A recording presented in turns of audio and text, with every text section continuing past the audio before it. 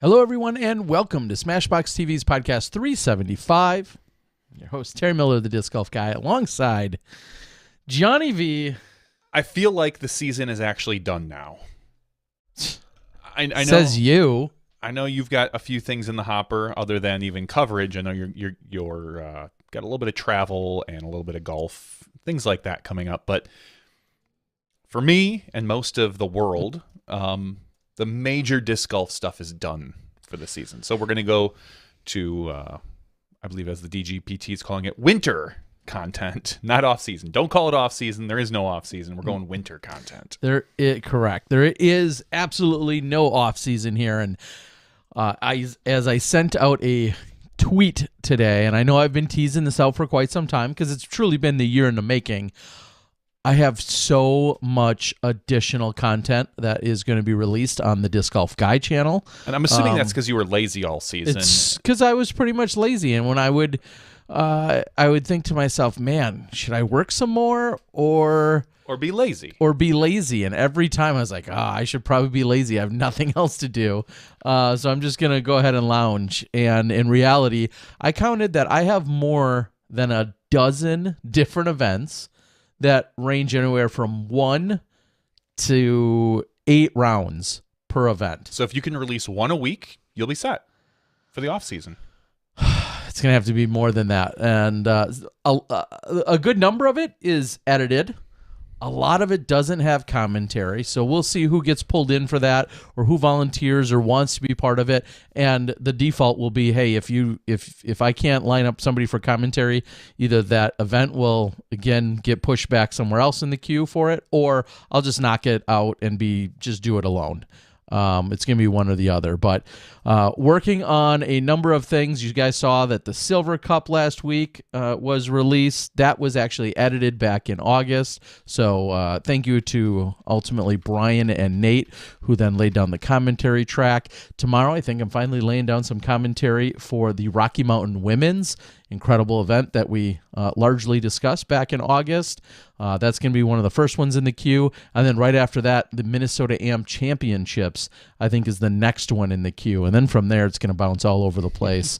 But those are two of the top priority ones to make sure we get released. People are screaming for the battle for Bedford, in which that Macbeth feller played. I've got so many good players from so many different events. And so just because it's third card at Idlewild, I'll make up an example, doesn't mean there's super solid players there. On almost every single card, even if we weren't first or second card, there's going to be high caliber players and some good play.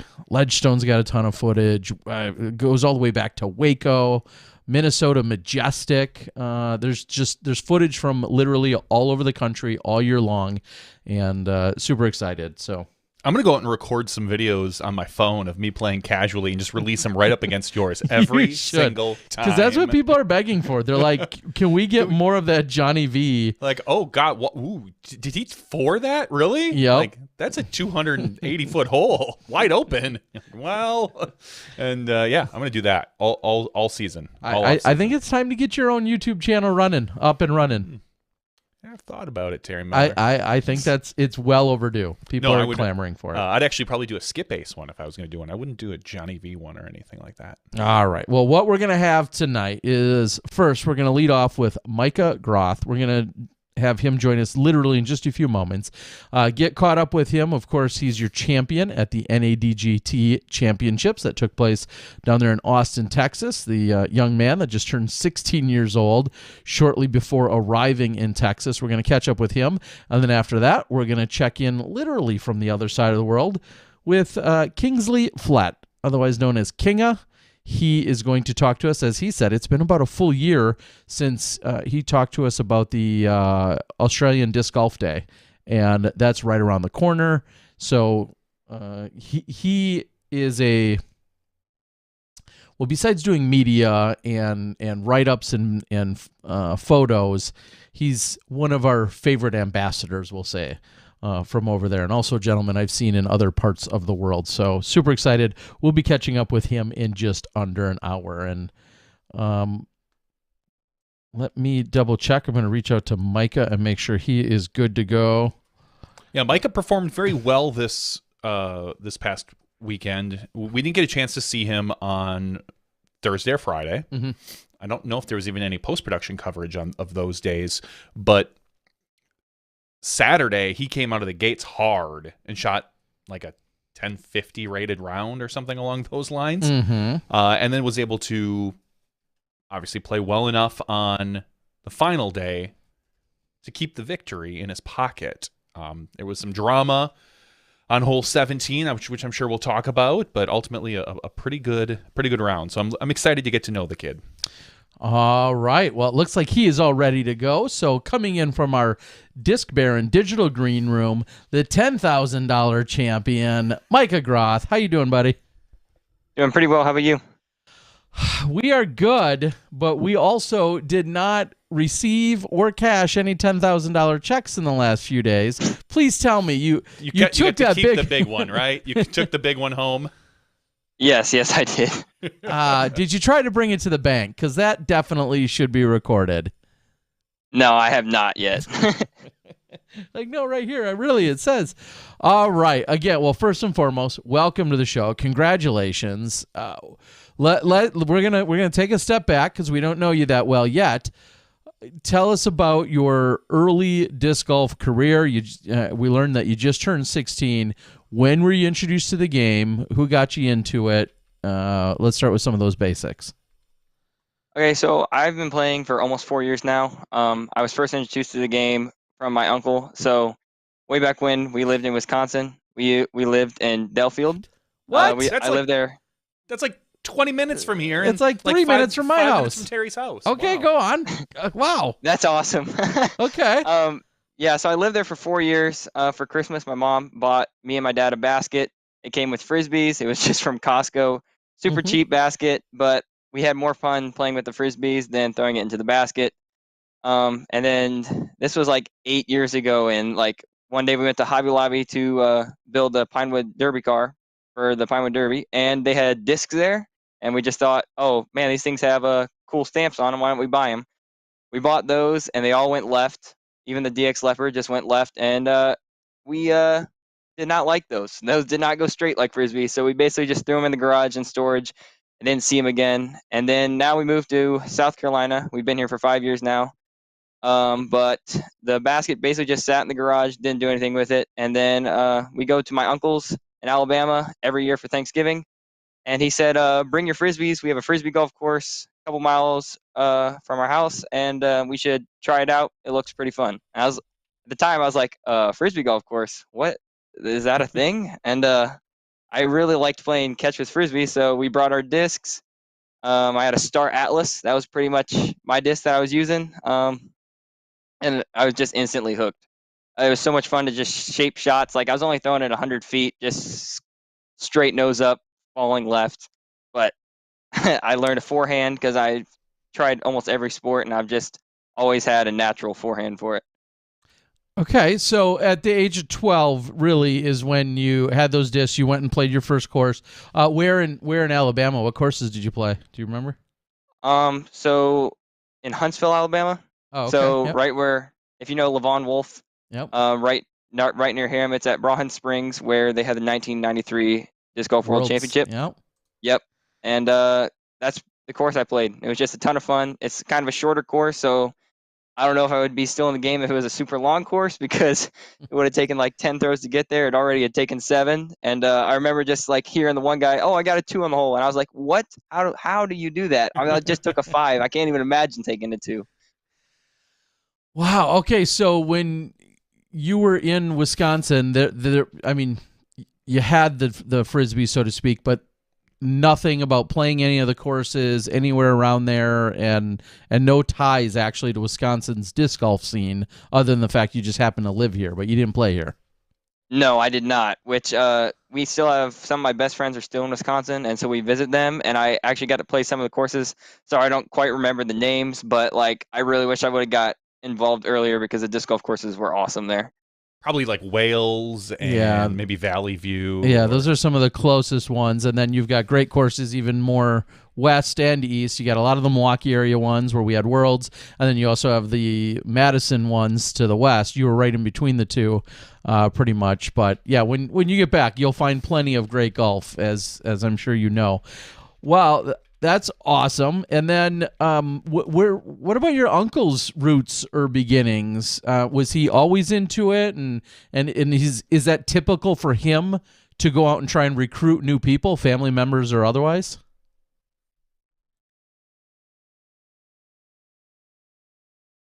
Oh, sorry, you locked up for a second. I was asking if that's typical of your uncle to try and recruit new people.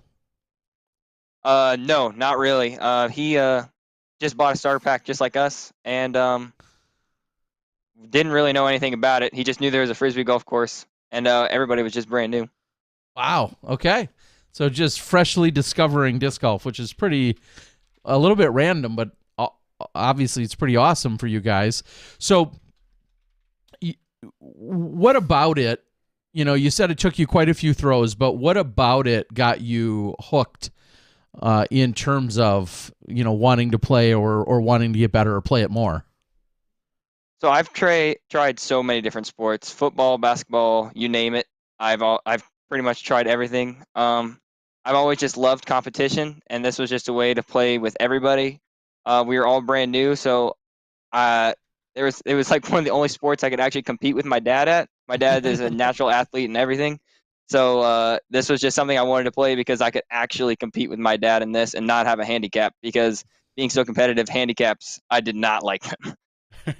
Well, yeah, and the fact that you guys, you know, basically were introduced at the same time, you're like, hey, let's see who can get better at this first. Yes. Do you have siblings or at all? Yes, I have 3 siblings. I have a sister and 2 brothers. Okay, older or younger? Yes, I am the oldest. Oh, you're the oldest. Okay. And who else is taken to it in your family? Anybody? My dad loves it, and my Aaron, who is my brother, and he's 10, loves it. Isaac, who is 8, hasn't really enjoyed it, but Aaron loves it, and he went to Junior Worlds with me, so that was a ton of fun. Okay, so and that immediately is what I'm thinking is when somebody sees a family member like you, I feel like it can be one of two things. Either, hey, they're successful and I can continue to learn and play and do all the fun things with them. Or sometimes it does the opposite and pushes them away and says, well, they're good at that. I want to go, you know, be my own person and find something else to be good at. But it sounds like your brother just below you is also getting into it. So tell us about Junior Worlds a little bit. You were both there competing this last year, right? Yes, sir. So yeah, Emporia, go ahead. Yeah, so we got there, 17-hour drive, just like Texas. It was pretty much the exact same. I'm not really used to long car drives. I thought 14 hours to Wisconsin was pretty bad, and then 17 to Emporia was a lot of fun.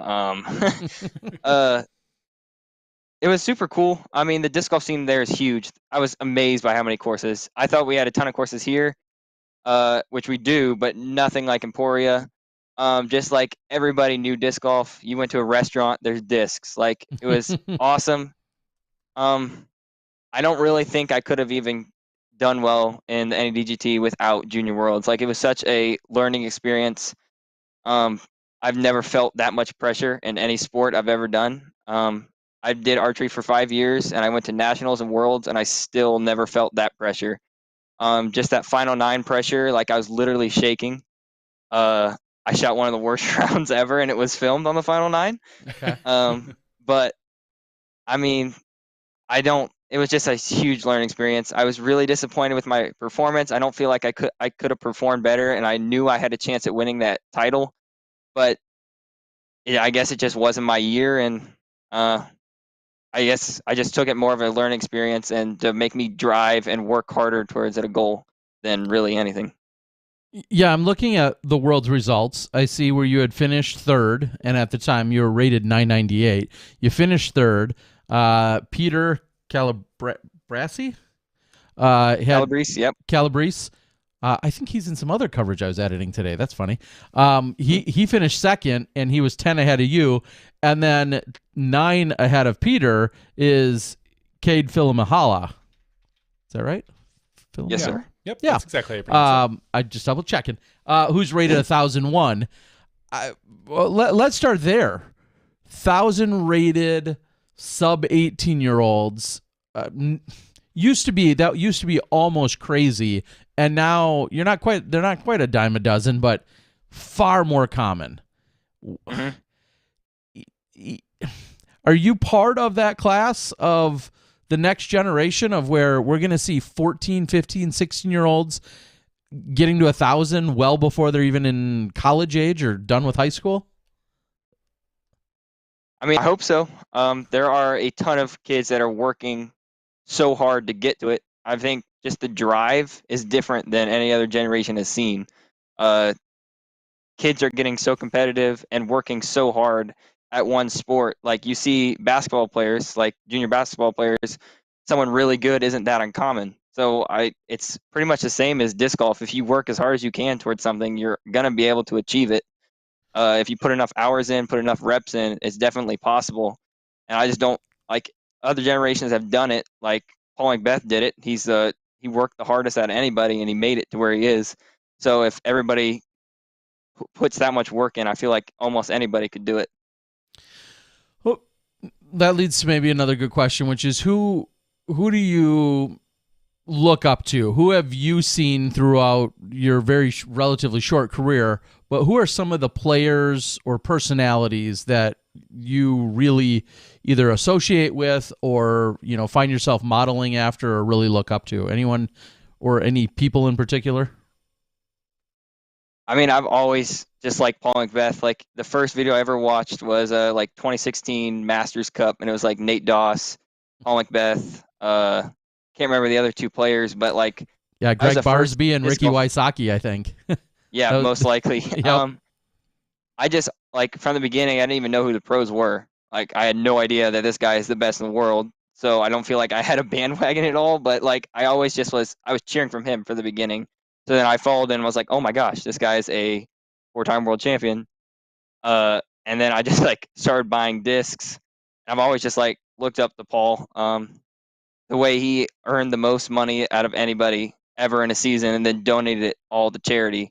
I just feel like the humility and the amount that he cares about other people is kind of fascinating. Have you met him? I have multiple times. Okay. Yeah, I think back to, I apologize. Were you playing in the Huck Central that I filmed back in May? Were you also competing? Yes, sir. Yes, sir. Okay. I didn't see you on the lead card. What were you doing? Not good. We'll just go with that. That was not a good tournament. That's another one that made me work harder. It's just I've had too much. Like, I've played this course a couple times. Paul hasn't played here. I really want to get on a lead card, and I just put too much pressure on myself. And as soon as going bad, I was just in the wrong mindset. Like, I have to get a birdie. I have to get this. I don't look at live scores, but I looked at live scores that tournament, and I've just learned from then. You just get live scores until hole 18. He says it was bad, but he finished 14th in the cash, neglected to take the cash, but still a solid showing in the open field. Yeah, and to be fair, a lot of the conversation that weekend, of course, we saw Chris and Paul were battling it out, but that was the first time I had met Evan Scott, who, of course, then went on to win the Amateur World Championships, and then Evan Smith, also another young superstar that's coming from that area. And I have to admit, first of all, being there was awesome, and I can't say enough about why I love traveling around and sometimes not just being at all of our Pro Tour stops is because I get to see and experience and meet new people like yourself and some of these others. But everyone that talks about the upstate disc golf area, there's such a glowing pride and there's so much excitement and enthusiasm, namely over young, talented, very respectful, honorable, like young superstars like yourself. Where is that coming from? What's in the water? What are you guys doing there? They're not going to tell us their secrets. It really feels like that pocket and that area, it seems to be doing everything right for breeding new superstars. Yeah, so like I said, I live 7 minutes from Evan. Like, we play all the time. We have Okay. the same home course, Tiger River Disc Golf Course. I think the main thing is our club. We have such good courses that can train like good players. Like, we have Tiger River Pipeline. Like, if you watch the Hub City Halloween Open, we have all these courses that we are able to trade on, and it's like all these different shot shapes. Like, you see a lot of courses nowadays. It's a little abrupt. Hi. 1 sec. 1 sec. We're gonna see if we can switch something on our end. You got a little choppy on us. You want me to restart? Or is that a good? Yeah. Go. You were talking you're about you were talking about the courses and training on them, so you can go from there. Okay. Basically, you see just backhandhyzer, forehandhyzer on other courses.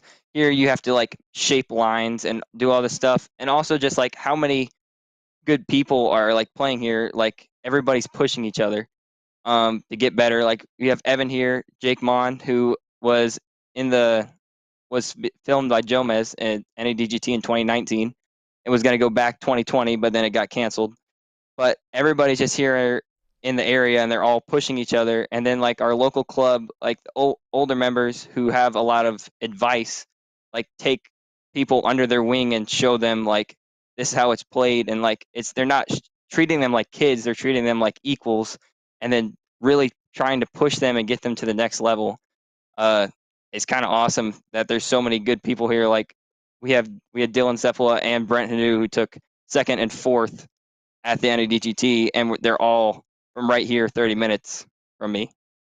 Yeah. Okay. So there again, I was just going to say a few more names. I remember somebody saying something about Dylan. Who was the other gentleman you just said? Brent Hanu, who took 2nd. Oh yeah, Brent as well, of course. Yeah, who we yeah, that's what I mean. Is like it's funny when you guys get on screen and you're seeing where you guys are finishing and how well you're doing, and then I get a handful of messages flooded into me. Hey, they're also part of our club, and they're part of our club, and this person like that's where I said there's so much glowing pride, as there should be, as you guys are all out there just performing like crazy. Yeah, it's awesome to see. What do you feel like for somebody who hasn't played in that area? And I know you kind of just described the courses, but what do you feel like the style of golf is? If you could kind of summarize it, what is the style of golf that you guys are used to playing? So that's another thing, is we have all the different styles. We have Holston Creek and Tiger River, which you have open courses with lots of OB that resembled the Met Center. So I kind of felt like at home there. I knew what I was doing. I know how to keep the disc in bounds. And it gets windy at Tiger, but Belton and Roy G was insane the first 2 days because of how windy it was. It was gusts up to 50 at Roy G, and then we went to Belton and it was gusts up to 40, which I just haven't seen that since Junior Worlds. And that was the round I fell apart because I had never done anything like that.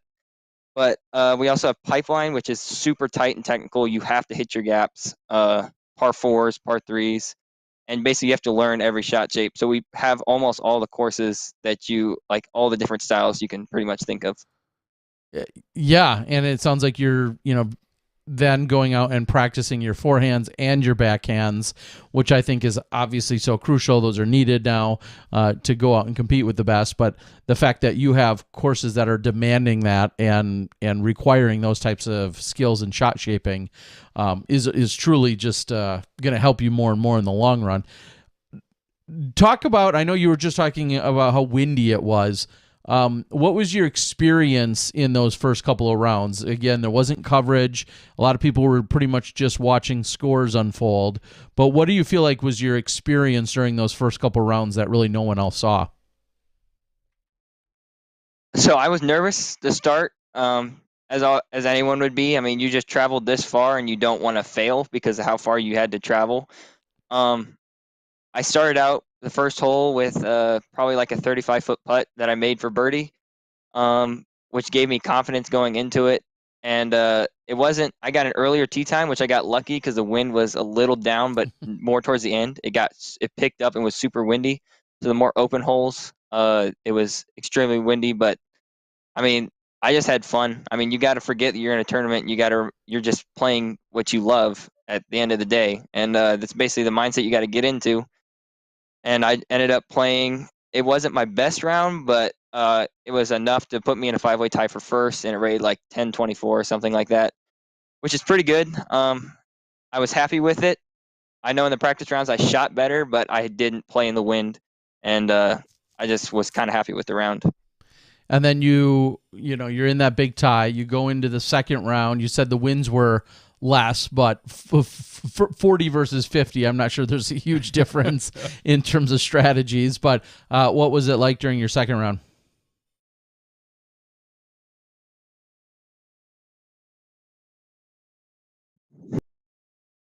A little bit of a freeze, possibly. Might be on our end. But one second. Roy G is. Sorry. Is the internet not working here? Is the wind affecting the our wind internet is affecting here, Johnny? our internet? No. Well, maybe. I don't know. It says our stream is not doing here. It might be. All right, one second. We'll see if we can get this adjusted here, Micah, if there's anything we can do on our end. Normally, streaming from here is not an issue. No. At least he froze with a nice smile on his face. Unlike most frozen images. Yeah, I'm not exactly sure what's going on here. Interneting is tough sometimes. It is. It looks like. Am I back in yet? All right. Yeah, there we go. Yeah, it seems like you are. Okay. Yeah, this might be a slight issue on our side for tonight for some reason. But yeah, go ahead, continue. Sorry. So you're talking about the second round. Yeah. So Belton is an open course. Very not wind resistant at all. Roy G, you kind of had some covers from some trees, so it wasn't exactly too windy. But on one 17, it was a very open hole, so that was extremely windy. But then again, Belton was just wide open, so wind was just ripping through there. I really had to rely on very overstable discs. I normally like throwing forehand on a little hyzer flip, so I'm throwing slightly flippier. I was throwing my most stable stuff that day. And I kind of have a nose down spush putt, similar to Macbeth's, but a little different. It's almost like an Adam Hammis and a Paul Macbeth combined, but it's on hyzer, which is not the best for wind. So I had to switch up my putting style and try to go all spin, kind of more of a Simon Eagles type. So it was flat and just cutting through the wind. I putted pretty well. It's just the stress you put on yourself for upshots is extremely hard, and having to throw overstable discs 450 feet is not easy. So you're throwing everything as hard as you can, and hitting gaps is not easy when you're throwing that hard. So I shot one down, which was not my best. I was kind of happy with it because wind is one of the things I struggle with. So kind of happy with the round. Wasn't disappointed with it at all. Put me on chase card. So I knew third round moving day, I had to make a move on it, and wanted to get on that lead card for Jomez. Yeah, so let's go back to a few of those basics, which is your max distance. You talked a little bit about your styles as well, but when you're talking max distance, what does that mean to you? Open field, throwing it as hard as you can, not necessarily worried about where a basket is, but just maximum distance at a distance competition. What are you generally looking at? So I would generally throw a destroyer, slightly lighter weight, probably 171. And if I don't care where it's going, I'm just throwing as hard as I can. I can push that 500, probably 515 is probably basically as far as I'm going to get it, but averaging probably around 490. And then forehand, what are you, when you're walking up to a hole and you're like, okay, this is blank distance, I can get there. What do you feel like that upper limit is? I will probably switch to a backhand at around 410 feet. That's about as far as I can get a forehand. Okay. And then I guess that begs the question you just mentioned, throwing a destroyer.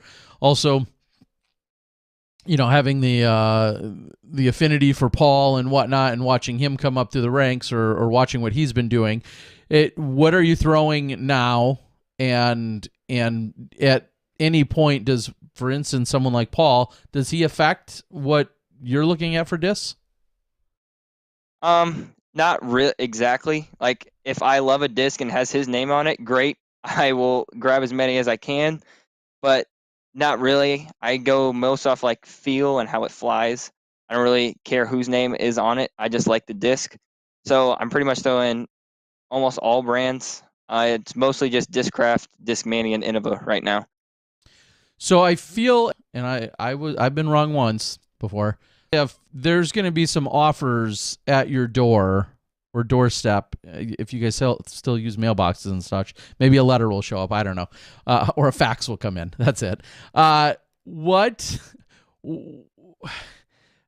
It's probably a big question, but what are you thinking about for sponsorship? If you had your choice, could you narrow it down? Could you just say, okay, tomorrow, let's say all three of them, the three you just mentioned, Discmania, Innova, and Discraft, all three of them came to you with an identical deal, which would be crazy, but they came to you with the exact same offering, one compared to the next.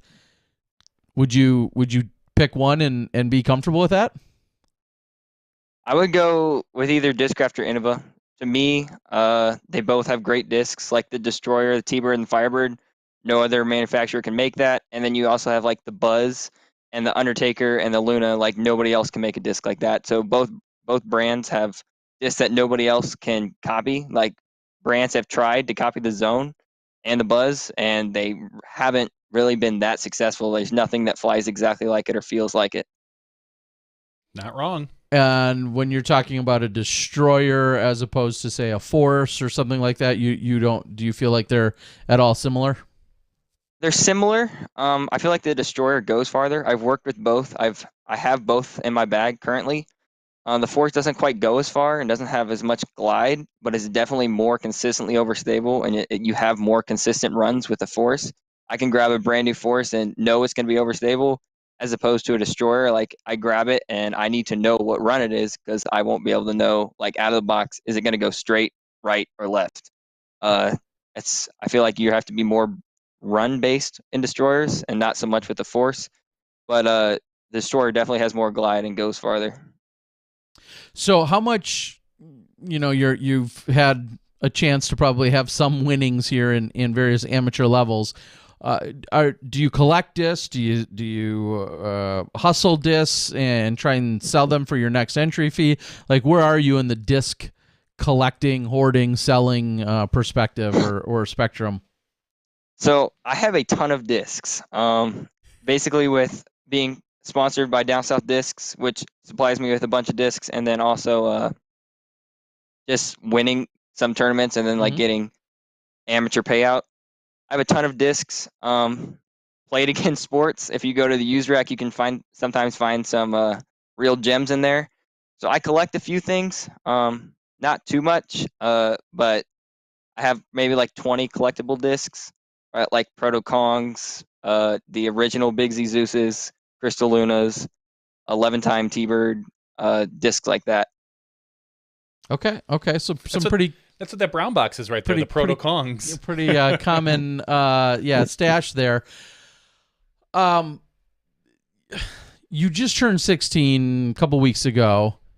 What have you been doing? What is your we'll say after school regimen look like? Because it sounds like you're busy practicing and playing, but then are you trying to work in a job, or is disc golf kind of your job? How are you managing all your time? And what do you do outside of disc golf? Sadly, I don't do much outside disc golf. I basically do school, and then I do mowing for kind of a job. I think my plan is to graduate high school and then have a break year and try to hit the tour full time. And if it works, great, then I keep doing it. But if it doesn't, college is right there. That would be like I'd be around 19. So if it doesn't work, 20, graduate college, work really hard, and then try to get back on the tour.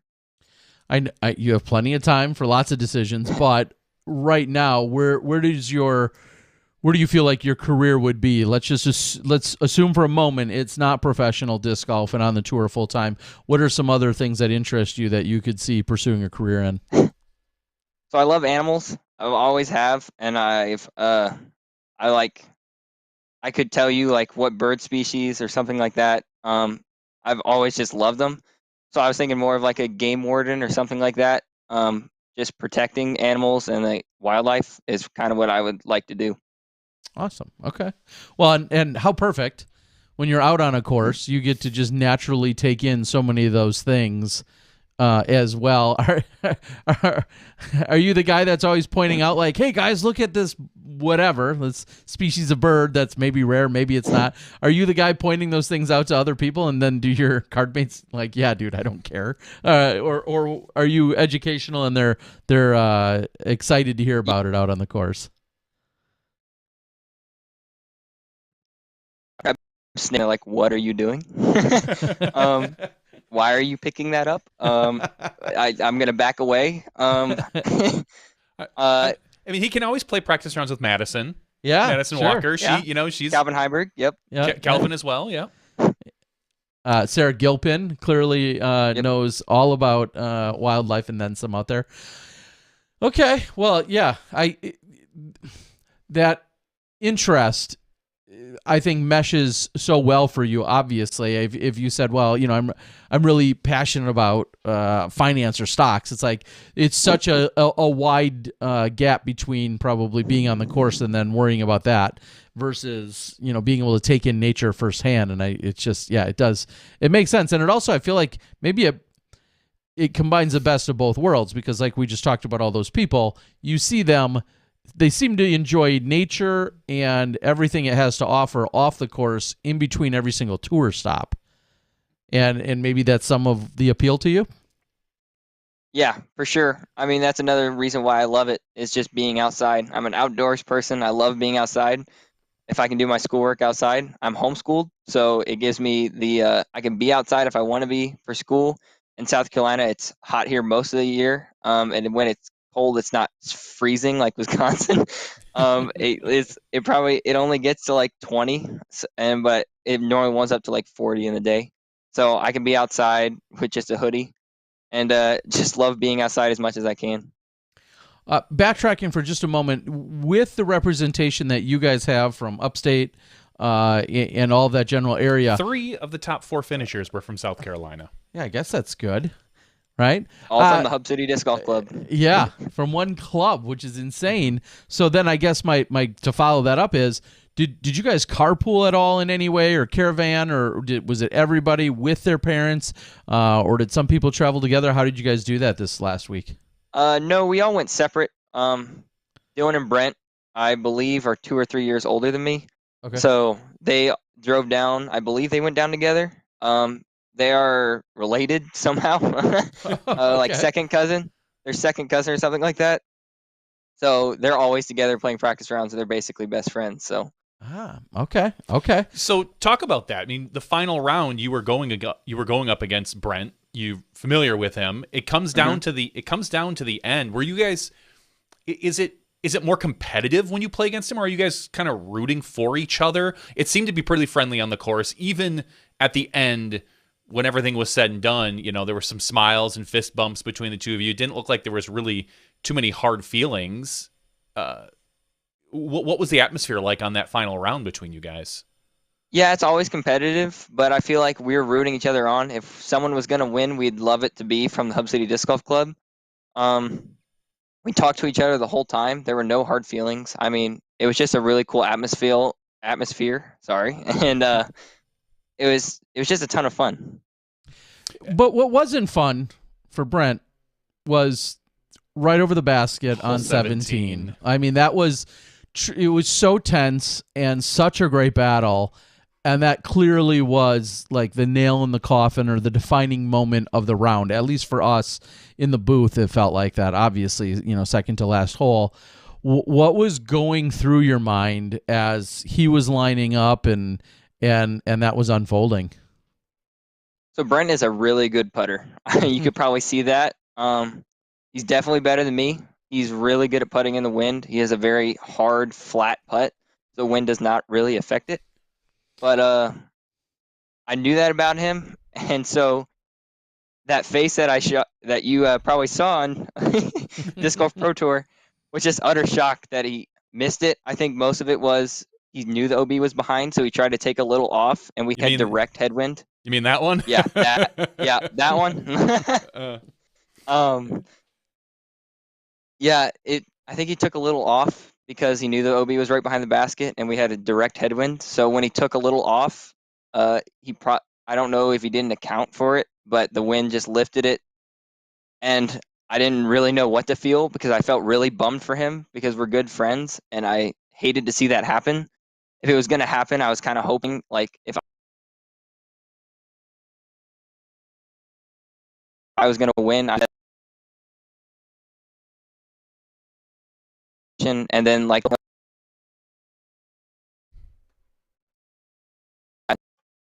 oh, yeah, you broke up just for a second there at the end. You were basically saying that if you hoped if you were going to win that it wouldn't probably be that way, is what you were saying? Yeah, exactly. Yeah, everybody wants to win. Everybody wants to win, period. And most people want to win when their competitors are playing well. It makes you feel better, but everybody has to make mistakes along the line in order for someone to win. So it's an experience that he'll definitely never forget, I'm sure. But what kind of, did you sense that, okay, once that happened, it was entirely over? Because 18 is so routine for you or not? What were you thinking as maybe you were walking? Because is it a long walk from 17 over to 18? It's probably like a 200-foot walk. So okay. It's quite a ways, and there was no way I thought it was over. The final hole is an island hole, and it's probably like a 45-foot circle. And if you miss it, you go straight to the drop zone, which is an automatic 4. So I knew there's always a chance that I don't put it on the island and he does, and that's a 2-stroke swing and he wins. So if you saw me make the putt that I made on 17, wasn't much emotion. I was already thinking about the next shot, trying to focus as much as I could because it was going to you have to focus into like the most high pressure situations. And I was just trying to focus as much as I could for the next shot and try to execute it as the best to my ability. So with this, you obviously take this enormous paycheck, but it also essentially ends your amateur career and then some. You're obviously comfortable with that, I assume? It was a hard decision. At first, on the podium, I said I was going to decline it because I really wanted to win at Amateur Worlds or Junior Worlds. Wow. But after Dave gave me an opportunity to sleep on it, and then the next day give him the call before noon. And some top touring pros reached out to congratulate, like Big Germ. He's won Amateur Worlds. Mm-hmm. So immediately after him, I asked his opinion, and he was a huge help in it.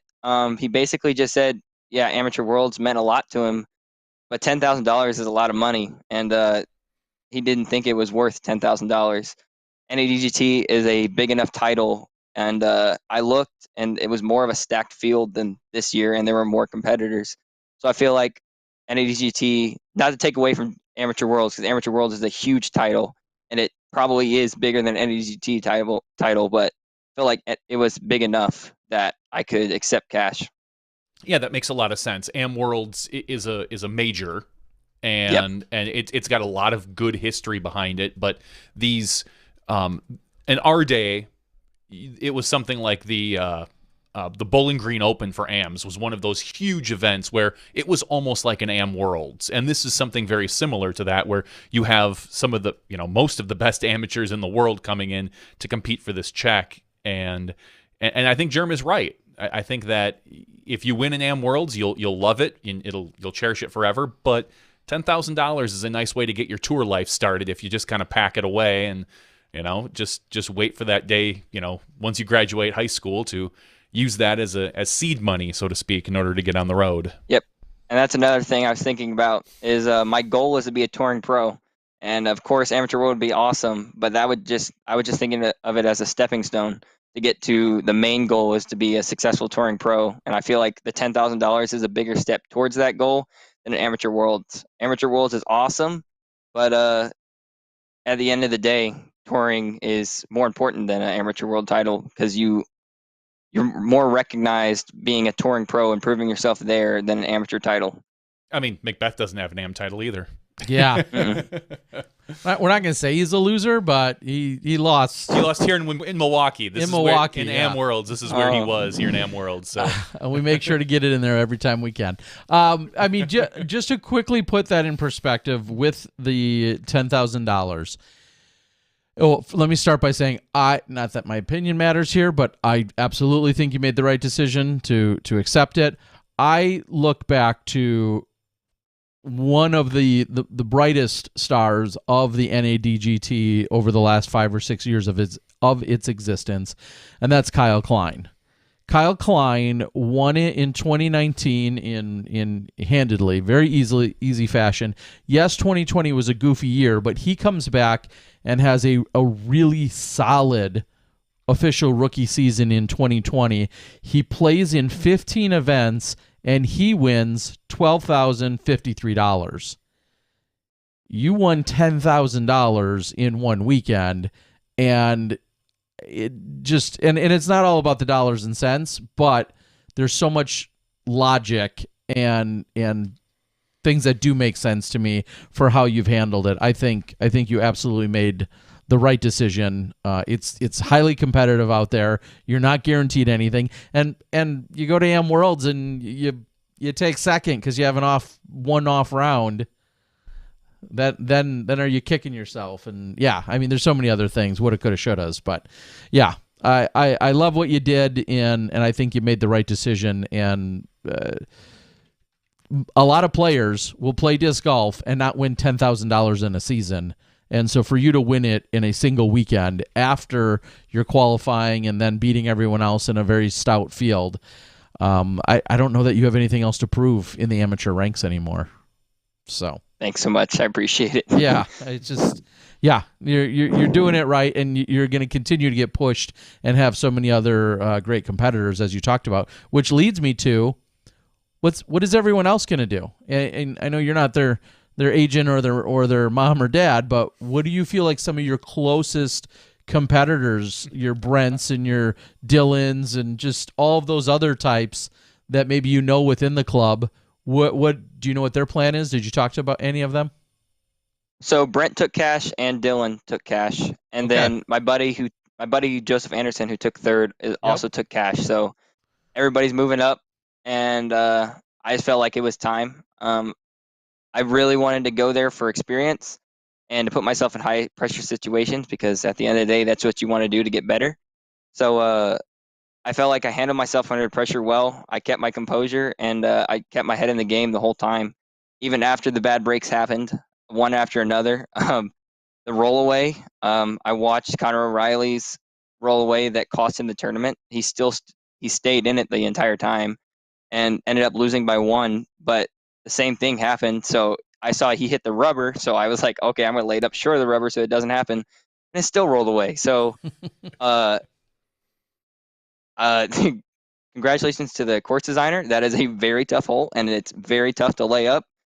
That happened, and then I felt the pressure for the first time on that putt, thinking I need this to tie it up, and I made it, and it came back out. And then that's back-to-back bad breaks. And at the time, it was heartbreaking. Like, yeah, that could have ended my round right there. I could have gave up, but I kept my head in it. I knew there were 2 holes left. There's an island hole, and there's OB right behind the next basket. So I knew it wasn't over until it was over, and you can never give up until the last putt is in. So I felt like I did that well. I didn't feel pressure even from the biggest media production for disc golf on YouTube. I didn't feel it till 17 or 18. Disc Golf Network, it was live. I just felt like I was ready to go from there. At Junior Worlds, I was not ready to go pro at all. There was so much I still had to learn in the end, and I felt like I was just ready after that.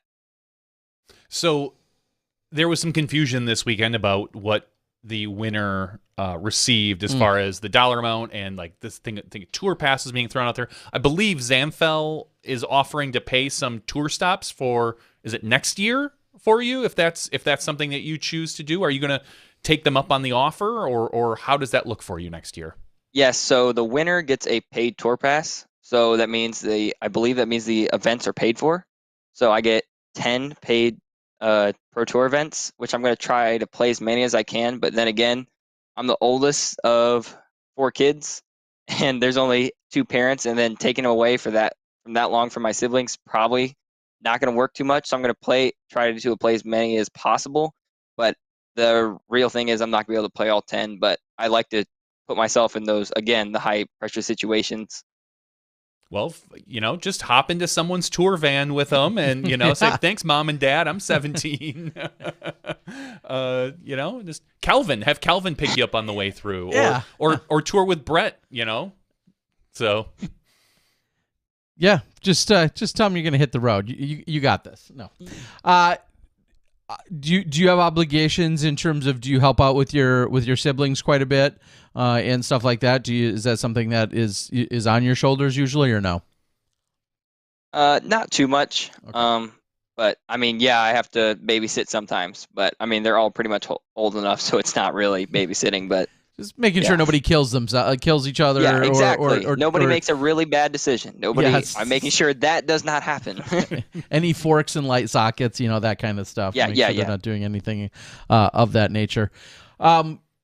If you could, and we'll just postulate a little, if you could go to any stop or two, and there was truly no conflict, it wasn't an issue with travel or timing or finance or anything, or whatever, or school or anything else, what would be the top 1 or 2 events that you'd really love to hit on the Pro Tour next year, if you could, if nothing was holding you back?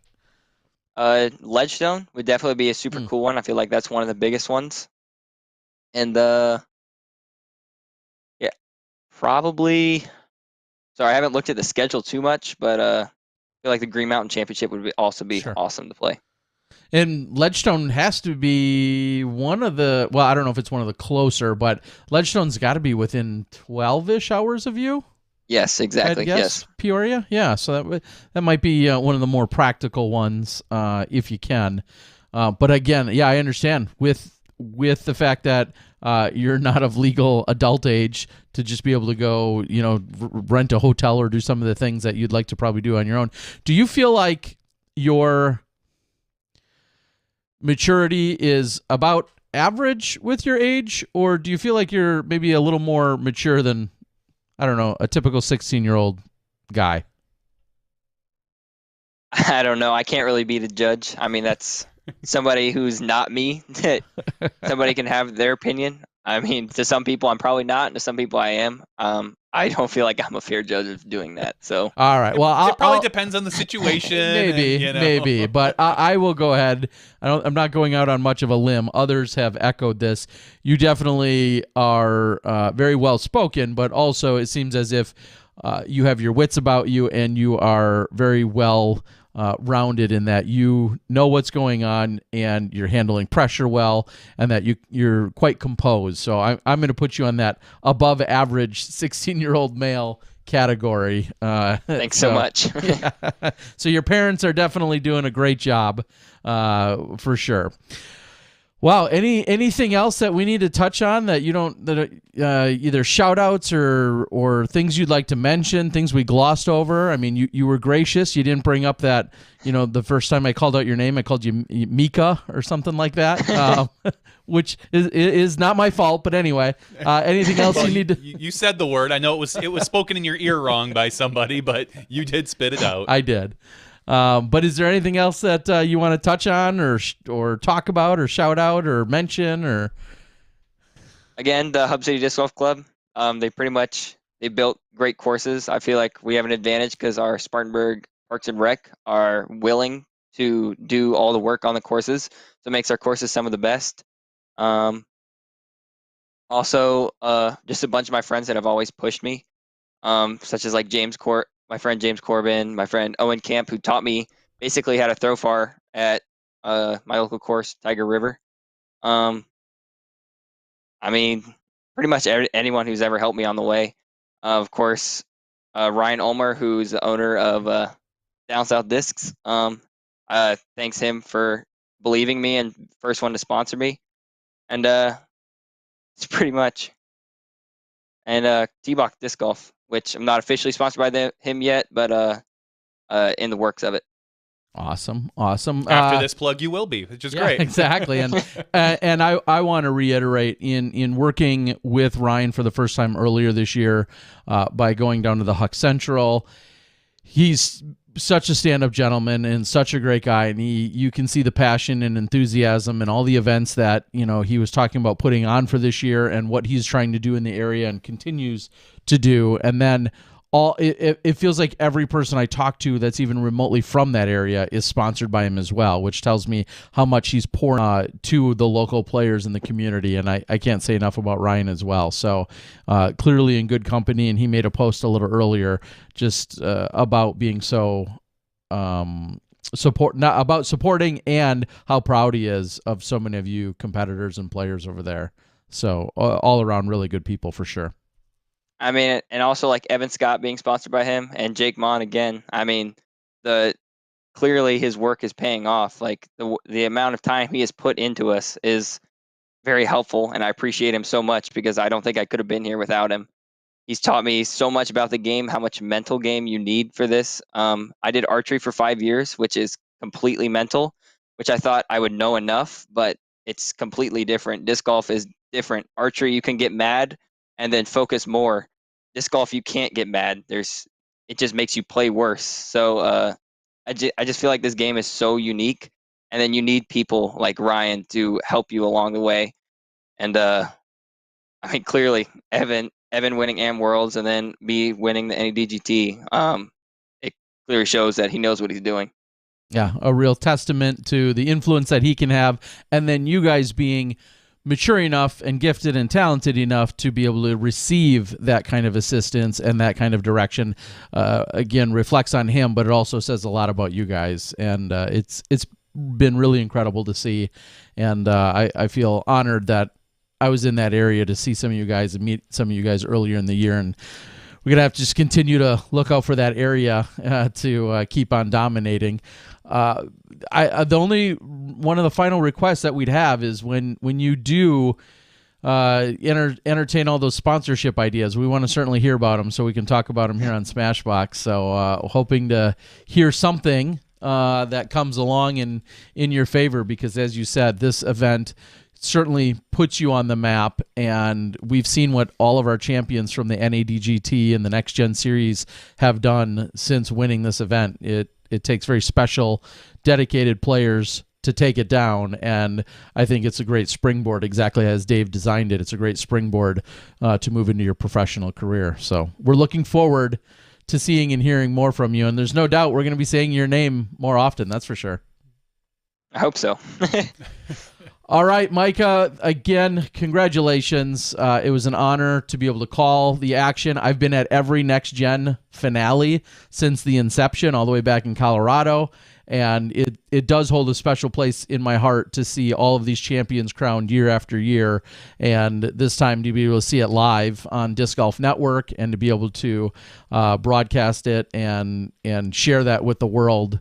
It was as good as being there and watching you with the heart of a champion push forward and hold off some good buddies and other competitors was awesome. So one last time, congratulations to you, man. Thanks so much. I appreciate it. Thanks for guys. Thanks for having me on here. Absolutely. Thanks, have a good night. And again, I'm sure we'll be talking about you soon. And if you keep winning, you keep showing up on Smashbox. So best of luck to you, pal. Awesome. All right. Thanks, guys. I appreciate it. You're welcome. Good night. See ya. Well, that kid's doing everything right. It sure sounds like. It sure sounds like he is. I love it. There were people on the board that were saying, well, at 16, I was, causing trouble and, Yes. and doing other things, but not him. Yeah. It's a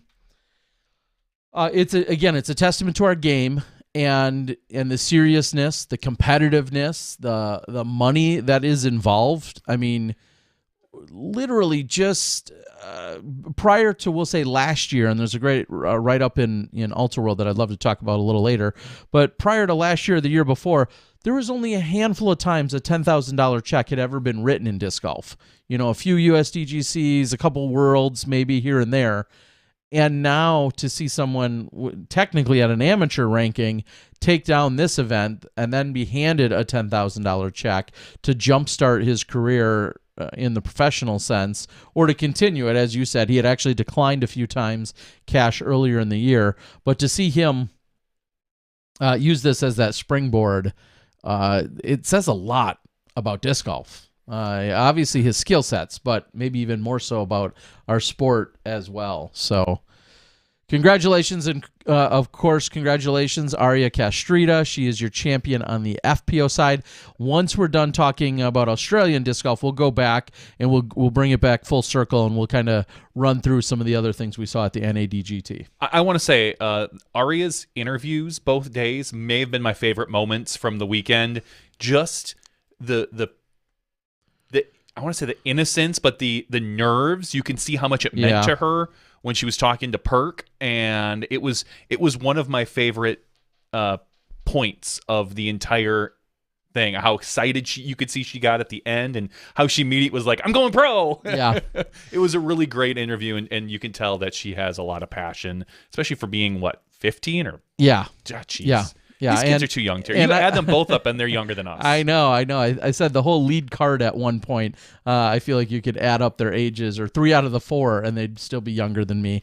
It's truly the next generation of golfers, and so incredible to watch. And I've had a pleasure hanging out with the Castrita family, which I met, I think, 4 years ago at Junior Worlds.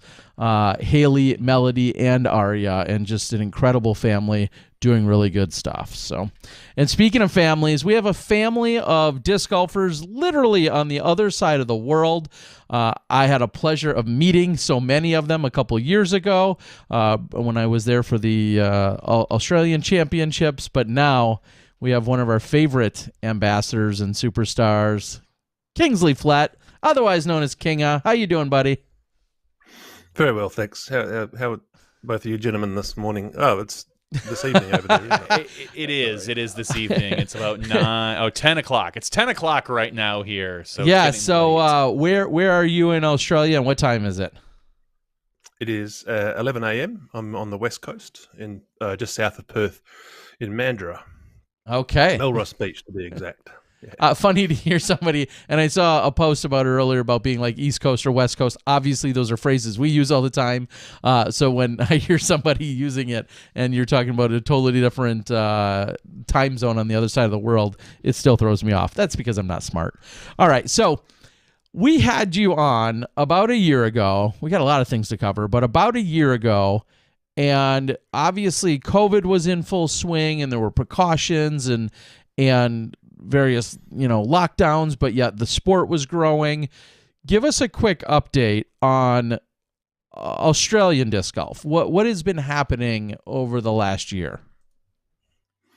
It's continued to grow. I think it's just matched the world in that respect. I think we've all seen about like a 2.5 times growth or something like that. It's been quite outstanding, and I think we've just been the same. So it's probably something to do with COVID, just the fact that it's a COVID-friendly sport, like we've said, and with the lockdowns that they had on the East Coast particularly, there was varying degrees of lockdown and the very different activities you could participate in, and they were quite specific. And often a sport like disc golf slipped through, and people could still go and do that because it was seen as exercising alone, as exercising, not participating in a group sport or a group activity. So I think you found a lot of the ultimate players particularly switching across, and they haven't really gone back because ultimate still hasn't got up and running to a huge extent in Australia yet since COVID started. And some of our really strong players now in Australia, like I just had to write his name down to make sure I didn't forget, but someone like Luke Bain, for example, 12 months ago, 2 years ago, he won the novice at the Queensland Disc Golf Championships, and in 12 months he came back a year later and won the MPO, having gone up through every division in the space of 12 months. So yeah, some of the traditional good players here in Australia are not too happy about that because I think their crown's about to be stolen by some better athletes. Well, and I think of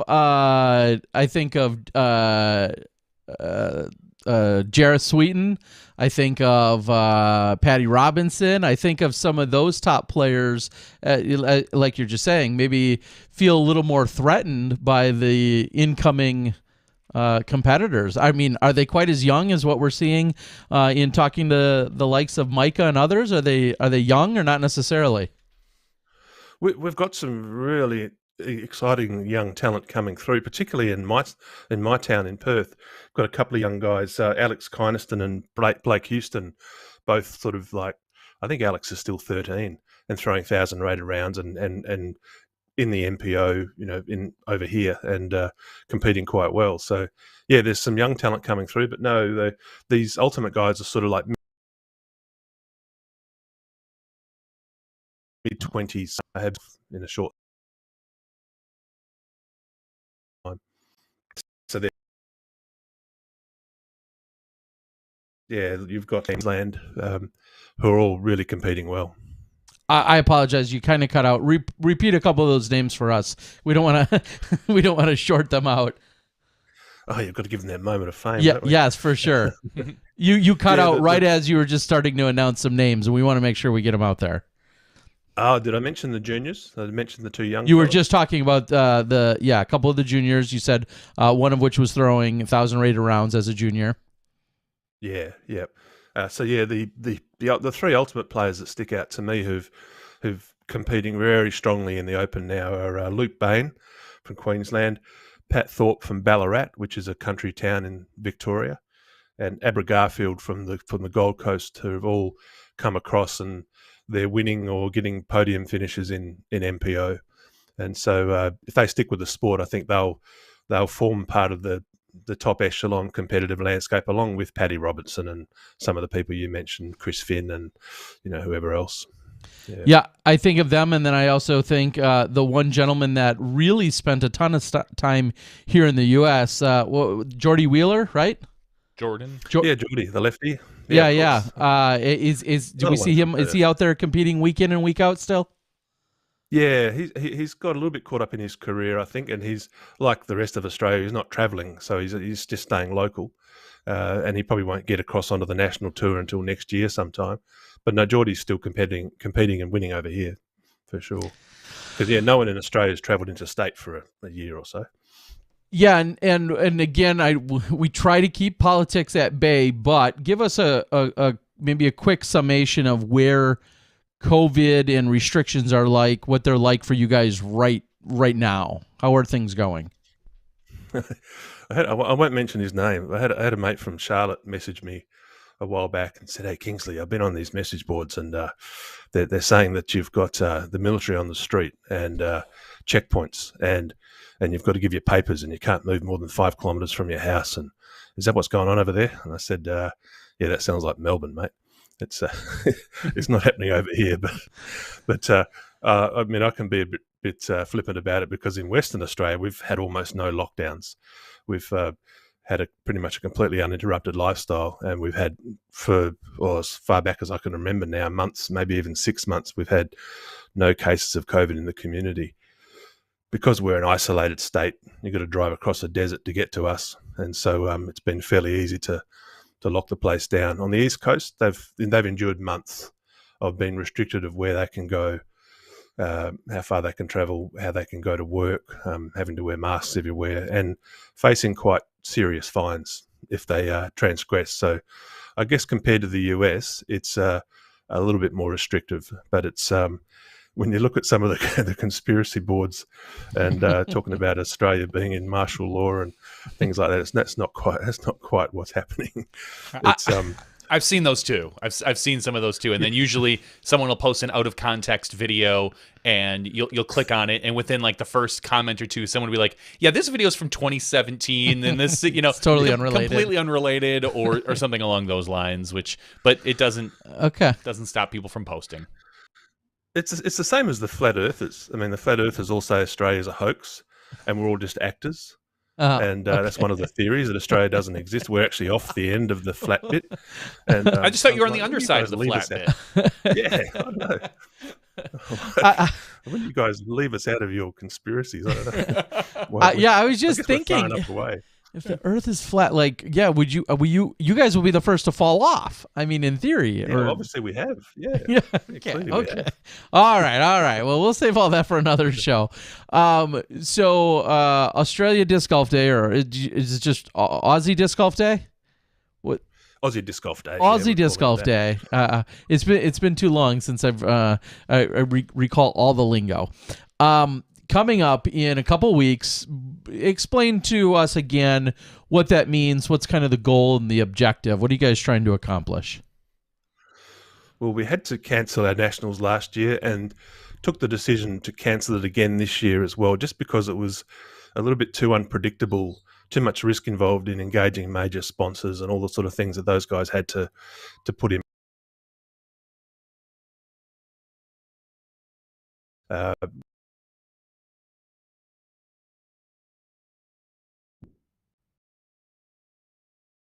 So random. Just a little flaky. I mean, one sec here, Kinga. Yep. Looks like it's coming back now. Yeah, just getting started talking about.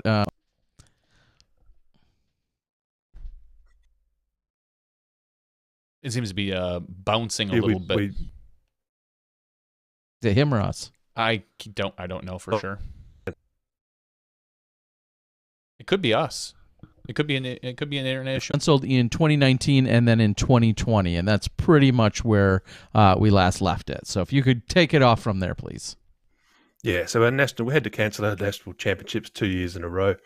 And so last year we had this. It was actually Emily Cameron, one of our Australian Disc Golf board members, who had the idea that we run an event similar to structure to the Women's Global event, where we have a number of events running simultaneously, and winners are attributed based on their average PDGA rating rounds for that day. And Steve Gantz and the people at the PDGA were very accommodating, helping us set this up each year. And we're running it again next weekend. It's all off. We've got 18 venues. And thankfully, it's just in time for most of these restrictions, which have been around for, like I said, some months in New South Wales and Victoria. They've lifted. So all 18 venues are able to run a tournament next weekend, which is pretty exciting. 18 venues you just mentioned. How many venues were there last year, and what was the overall participation like? That's a good question, Terry. I don't know the exact numbers of the venues last year. I know we had around 750, something like that, almost 800 participants last year. We'll probably clear that number this year. We had 800 discs. We've got a special disc made just for the event, and we had 800 of those made, and they've pretty much all been taken up. So some events are still a little bit tardy in terms of registering themselves on the PDGA. So we don't know the exact numbers just yet. That'll become clear next week, I think. But it'll be the similar, hopefully slightly bigger participation. Yeah, and that's exciting. And of course, I think you said it was Emily who had the notion or the idea to do so, and incredibly insightful to think of such a solution so that everybody could still kind of have this camaraderie and this togetherness and this Frisbee family type feeling, although, in a little bit more of a separated version. And thanks to the PDGA, like you just said, to have any kind of infrastructure and the patience and the manpower to then help you guys pull it off, I think is also worth repeating, because it's if we've seen anything from the Women's Global event as that's continued to grow, that takes quite a bit of very specific power that's not necessarily built in by default. So everybody's working a little extra to make it all happen. Well, it could have been a missed opportunity when you think about it, with the way the sport is booming and growing. If there was nothing for people to sort of sink their teeth into those couple of years, we might have had people drift away. So it's been wonderful for capitalising on, that's a classic definition of anti-fragility, when you profit from hard times. And that's exactly what we did, turn this into a plus and drew a whole bunch of new people into the sport. when you think about somewhere like Adelaide, South Australia, a couple of years ago, or maybe go back 3 years, they just had a small batch of hardy pioneers running out temporary baskets every weekend, that kind of scene. Now they're pretty much a hotbed for the sport in Australia. They've got two magnificent courses, one that's right near the centre of the city in Adelaide. People can literally walk from their offices and go play disc golf at lunchtime. And they've got looking at another course going in soon. And so, the Aussie Disc Golf Days played its part, along with a lot of other people, but it's played its part in keeping that momentum rolling. I think we'll look back in 5 or 10 years and think that was a real turning point for the sport in Australia. Yeah, and I also think of it as just a spot either on the calendar or on the dartboard that you can look back and say, hey, the entire country got behind it at this point, or the entire country can point to this one day where we were all unified in one thing and playing this disc golf. And then I feel like some of those numbers and some of those things can be shared with some of the higher ups and the municipalities and the parks departments and so on, and say, yes, this is something that's here and it's growing around the world, but we're also trying to get it to grow here. How do you feel like Australia as a country, how do you feel like it's embracing and growing with disc golf?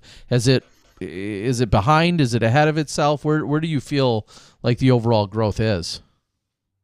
I'd say we've been behind for a lot of years, caused, I think, one because of our isolation, but the other just because Australia's a little bit of a traditional, we've got that British traditional kind of culture, and cricket and football and things like that are traditional sports are seen as, when you look at a country town, and if you went to a small centre and said you wanted to do disc golf, and they'd be sort of like, what, you want to throw frisbees, mate? What are you talking about? Like that. It'd be sort of, but now you've got places like Molong in New South Wales, which is a tiny town, have got a thriving disc golf community on their golf course. So I think it's finally that barrier's been jumped. And I would say in the next 4 or 5 years, we'll expand again and perhaps catch up to our cousins over the ditch in New Zealand, who've always had a very strong disc golf scene over there. But I think on a world scale, participation per capita, I would estimate that we're still behind places like the US, of course, and Finland and places like that. Yeah, and then but Australia's a very strong sporting country. Like got a strong sporting culture. So once something catches on, I think it'll catch on strong. Sorry, Terry. No, that's what I was just going to follow up with is asking how many courses do you have? And I was pulling it up on UDisc, and obviously most of the courses being in the east and south and southeast area of Australia, New South Wales, so on and so forth. But just wondering about the course development. How difficult is it to get more courses put in? Actually, one shout out that I forgot when we spoke 12 months ago, that's a good opportunity to give it right now, and that's to Chris Finn and to Andrew Ferguson from RAD, they call themselves, Recreational Activity Design. They sort of broke the damn wall initially and started to get city councils to put disc golf courses in. When I first started playing in Perth, there was one course which I drove 2 hours to play every weekend. Now there's 14, and I've got a course 15 minutes from me here in Mandurah. So they're responsible for at least half, I would say, of the courses in Australia. And then there's other people now pushing them in, like Aaron Morton in Queensland. He put 2 courses in Brisbane this year, again very close to the city.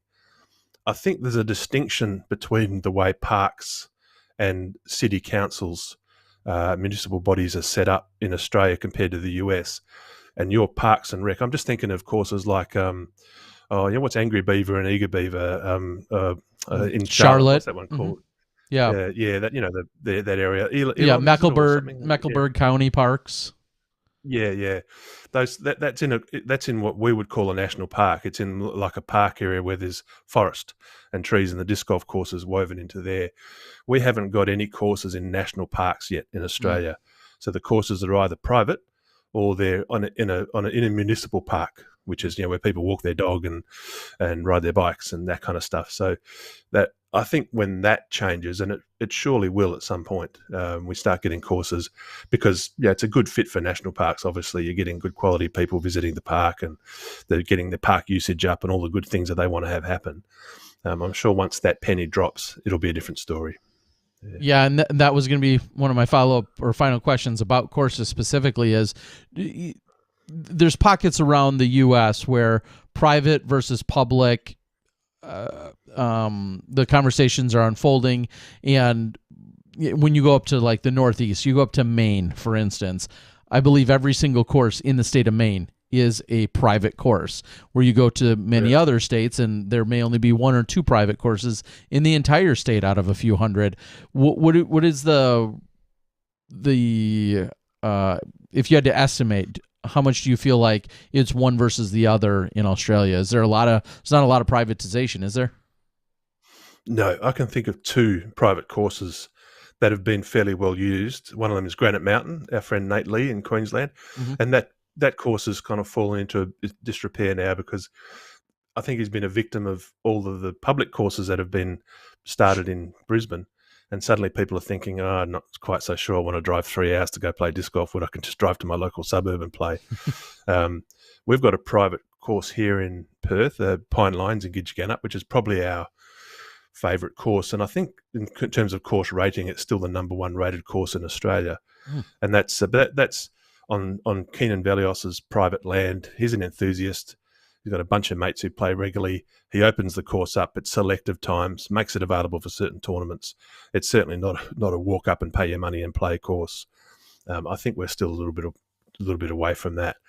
We've also got courses like Inverleigh in Geelong and Mundaring in Perth. Can't think of any others just now. Oh, Molong, that country town I talked about, where the local golf club has put a disc golf course in and woven it amongst the golf course. And that's kind of a private establishment because you normally have to pay a green fee and they're not open at any time to play. There's certain hours you can play them, that sort of thing. Okay. So no, it's still mainly park courses. Yeah. Going back before we get into a little bit more of your endeavors on we'll say a more professional or personal side, professional/personal, back to Aussie Disc Golf. First of all, we've got a picture, I believe, of a disc, so we can show that first and foremost as part of what's going on this year. So Johnny's going to pull that up. And also, while he's pulling that up, I was just going to ask, if somebody isn't registered or they need more information or they're looking for their local club or opportunity or chapter or whatever, where should people be going out and getting more information about the weekend and the event?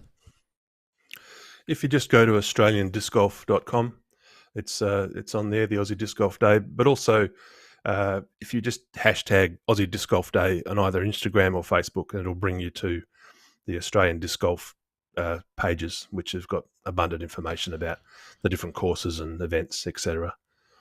Awesome. But yeah, that disc, we're calling that the bronzed Aussie. It is one of a kind. That colour's never going to be repeated. It's a Huntsman 01, which is a straighter flying putter made by Fourth Circle Discs. That's the only Australian golf disc manufacturer at the moment, based on the Gold Coast. So it's a signature, unique disc just for the event. And anyone who registers in time, different events have different numbers, etc. But anyone who registers in time scores one of those.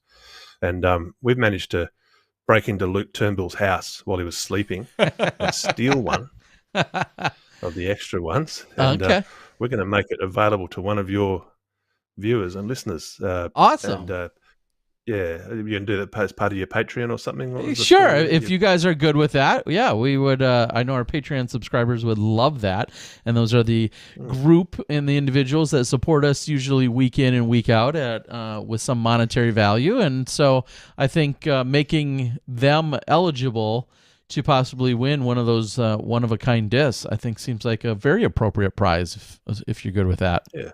Okay. Well, thank you. Thank you. It'll be. Yeah, certainly, and it is absolutely beautiful. Looks gorgeous. Now, you said that's made right there in Australia. Yeah, on the Gold Coast. Yeah, Bruce Kruger, a disc golfer here, he's set up Fourth Circle Discs a few years back, and he's got what's he got, 3 or 4 molds now that he's Okay. producing locally and starting to sell them quite well. We had one of his other discs for the Aussie Disc Golf Day last year, which was a sort of a understable fairway driver, and we chose a sort of a beginner-friendly, slightly understable putter this time. So yeah, he's growing his business. It's really good to see. We're getting a local disc manufacturer. I love it. I may have to reach out to him too. You know how I like to collect and hoard discs and offer them, of course, for sale. So I may need to find out what it's going to take to get some over here in the U.S. Okay, Yeah. so aside from everything you're doing to help continue to promote this event, you also have a regular or reoccurring role in working with Alta World specifically, and I know you do with a number of publications and or photography and articles and such, but Alta World specifically is where most people would recognize your work from in the disc golf community. Is that a fair statement? Yeah, I remember when Robert Leonard wrote that story about his name escapes me, the fellow who was in jail for a while, the pro.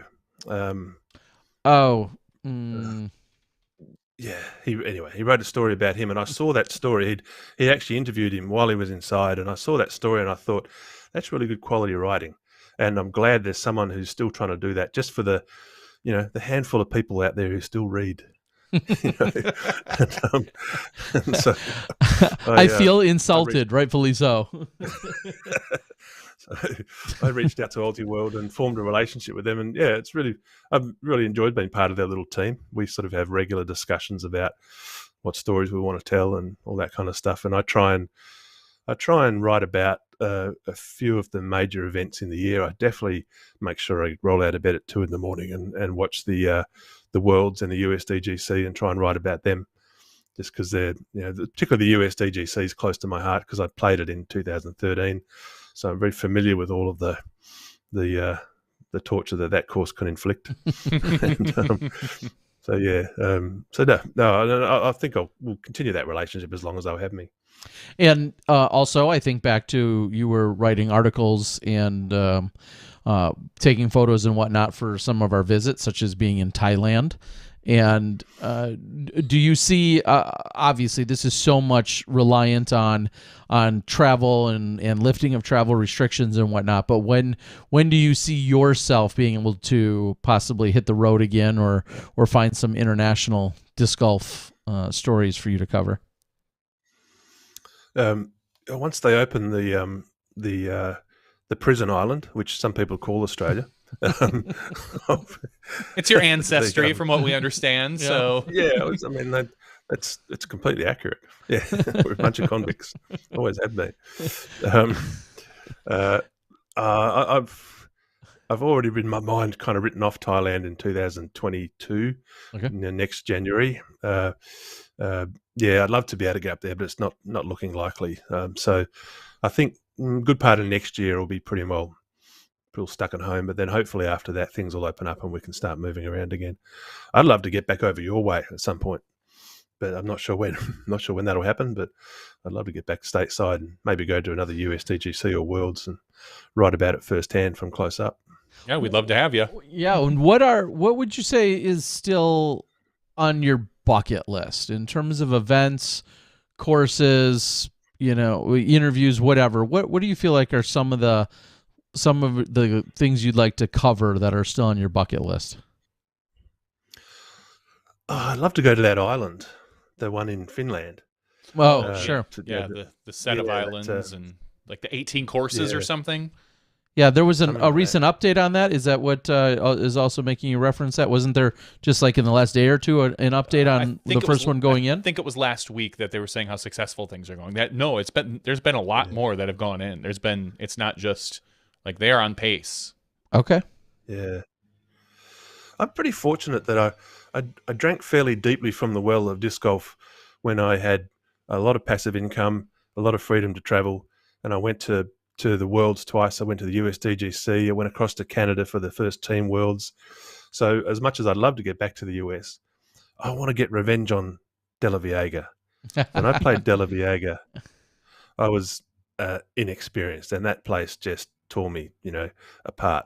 So if I want to get back to one course just to have some revenge, it'd be De La Veaga, because even though I'm not as practiced in disc golf in the last year or two, I'm a lot more experienced, and I think I'd like to get back there at some point. But so no, the US, yeah, like I said, I'd like to get back there, but I wouldn't call anything in the US on a bucket list. But I can see where the sport's growing in places like Africa, and it'd be really cool to get across on one of those exploratory disc golf things that you see different pros and different manufacturers doing. Go along with that tour as the storyteller of the tour, hopefully with someone like yourself, Terry, and and tell the story of disc golf, finding new people in some of these countries. That'd be pretty cool. So maybe like Cambodia would be another one. Wow. Yeah, I know there's a bit of a scene up there. Yeah, exactly. Vietnam too.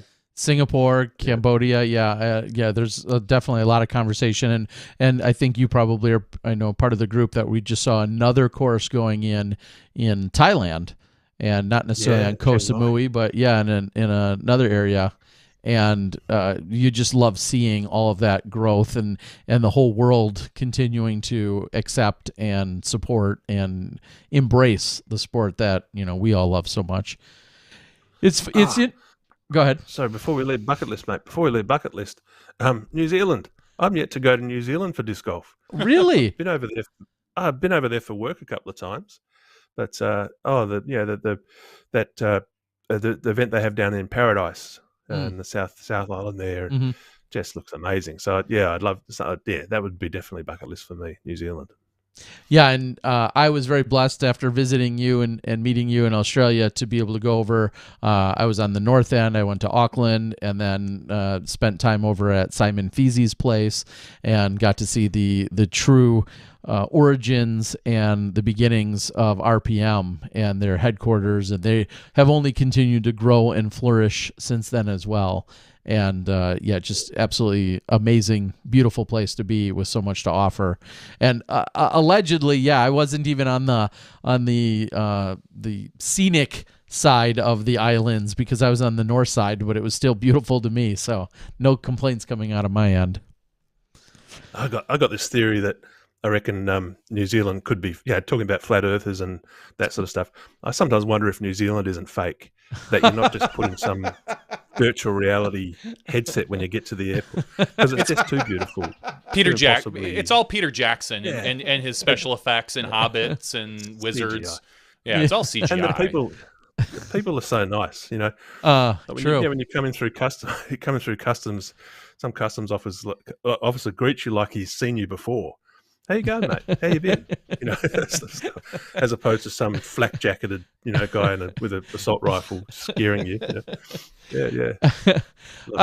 Speaking of nice people, we know a few, and one of them apparently is a brethren from Australia, one of your mates, Tyler Brickley.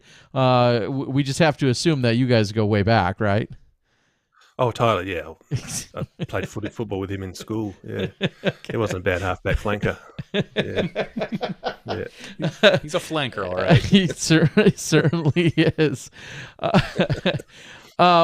Funny you say De La Veaga as a place for revenge, and what was 2011 when you were there, I assume? You played there? Yeah. Right around the world. Pro Worlds 2011, yeah. Which was funny because we probably talked or interacted at some point, but we didn't really know one another, even though we were both there. But De La Veaga is a course where you could play it 100 times and never, A, play it the same, and B, never get revenge. So it's funny that that's on your list of a place that you want to get back because you're seeking revenge on it. I don't know if you ever conquer De La Veaga. I might spend all that time and money getting there and be crushed further. Is that what you're saying? Yeah, more destroyed. I'm just saying, like, times. You can't quite ever perfectly figure it out.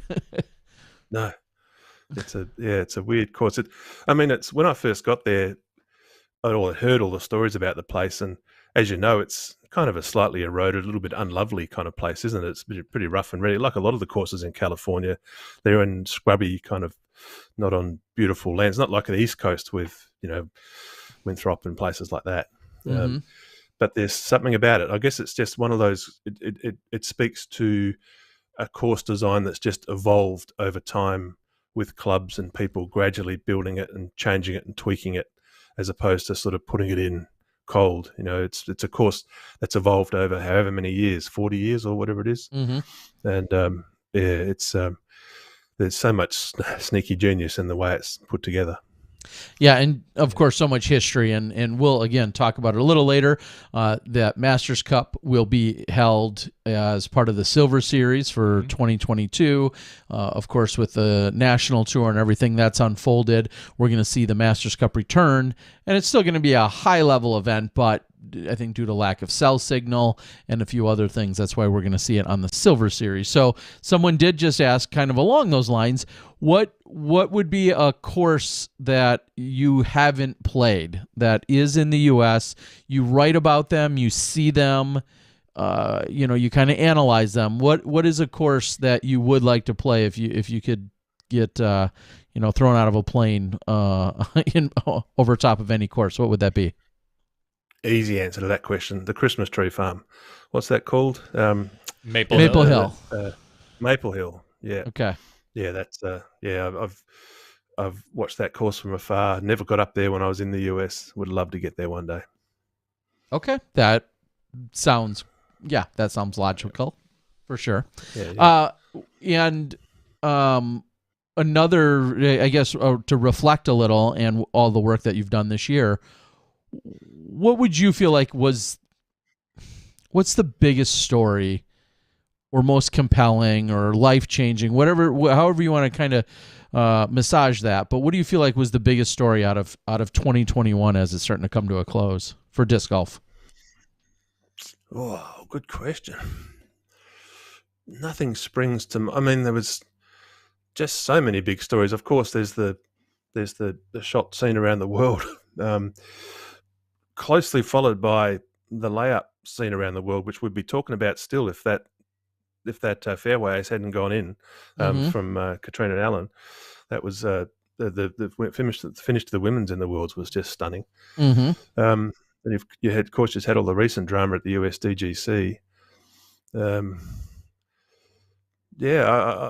Of course, the obvious one is the throw in. Okay. Yeah. Yeah, but and I guess just in terms of this is the year that the sport really found its place and it found an audience. Like I wrote about one of my articles for UltiWorld, there's people now watching disc golf who are not disc golfers. It's found a tiny audience outside the sport. And I was going to test that out at the USDGC. I was going to get a couple of my mates to watch the USDGC with me who are not disc golfers, but 2 a.m. start. I couldn't sell it. But I'd like to do that and write a story about it at one point, just sitting and watching it with people who are not disc golfers, because I think it's starting to attract that audience.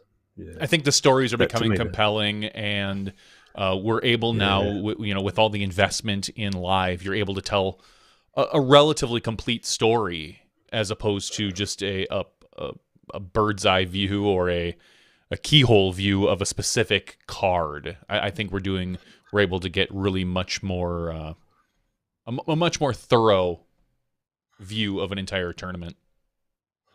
Yeah, and you both know that what a aficionado of cricket Terry is. Yes, how much he loves. He was literally talking about it the other day. Yeah, pitches, matches, the whole thing. Yep, yep. Me and Rumble were talking about it at the bar the other night. And cricket's got various versions. There's the 5-day version, which is Test cricket. Then you have the 1-day version, which is 1 day, and then you have what they call 2020, which is packaged up to be a 3-hour event, just like a game of baseball or a game of football or something like that. And it's 20 overs per side. And to me, in terms of entertainment value, disc golf, when compared to golf, is similar because there's less walking involved. The time gap between shots is smaller. There's more action. And that's what I find. You would try waking up at 3 a.m. in Australia, and when you wake up, you've got business to do. You've got small rooms to visit, and you've got coffee to make, and you've got stuff to do. Try to get away from the screen to find some time, because it's just non-stop action compared to watching golf. And I think that's a real selling point. Yeah, certainly. And as Johnny just said, the advancements and all of the infrastructure that's being put into live golf and being able to give you so much more, I think has made it that much more of a complete story and more compelling and just also exciting and entertaining. You're seeing more people with more shots than ever before.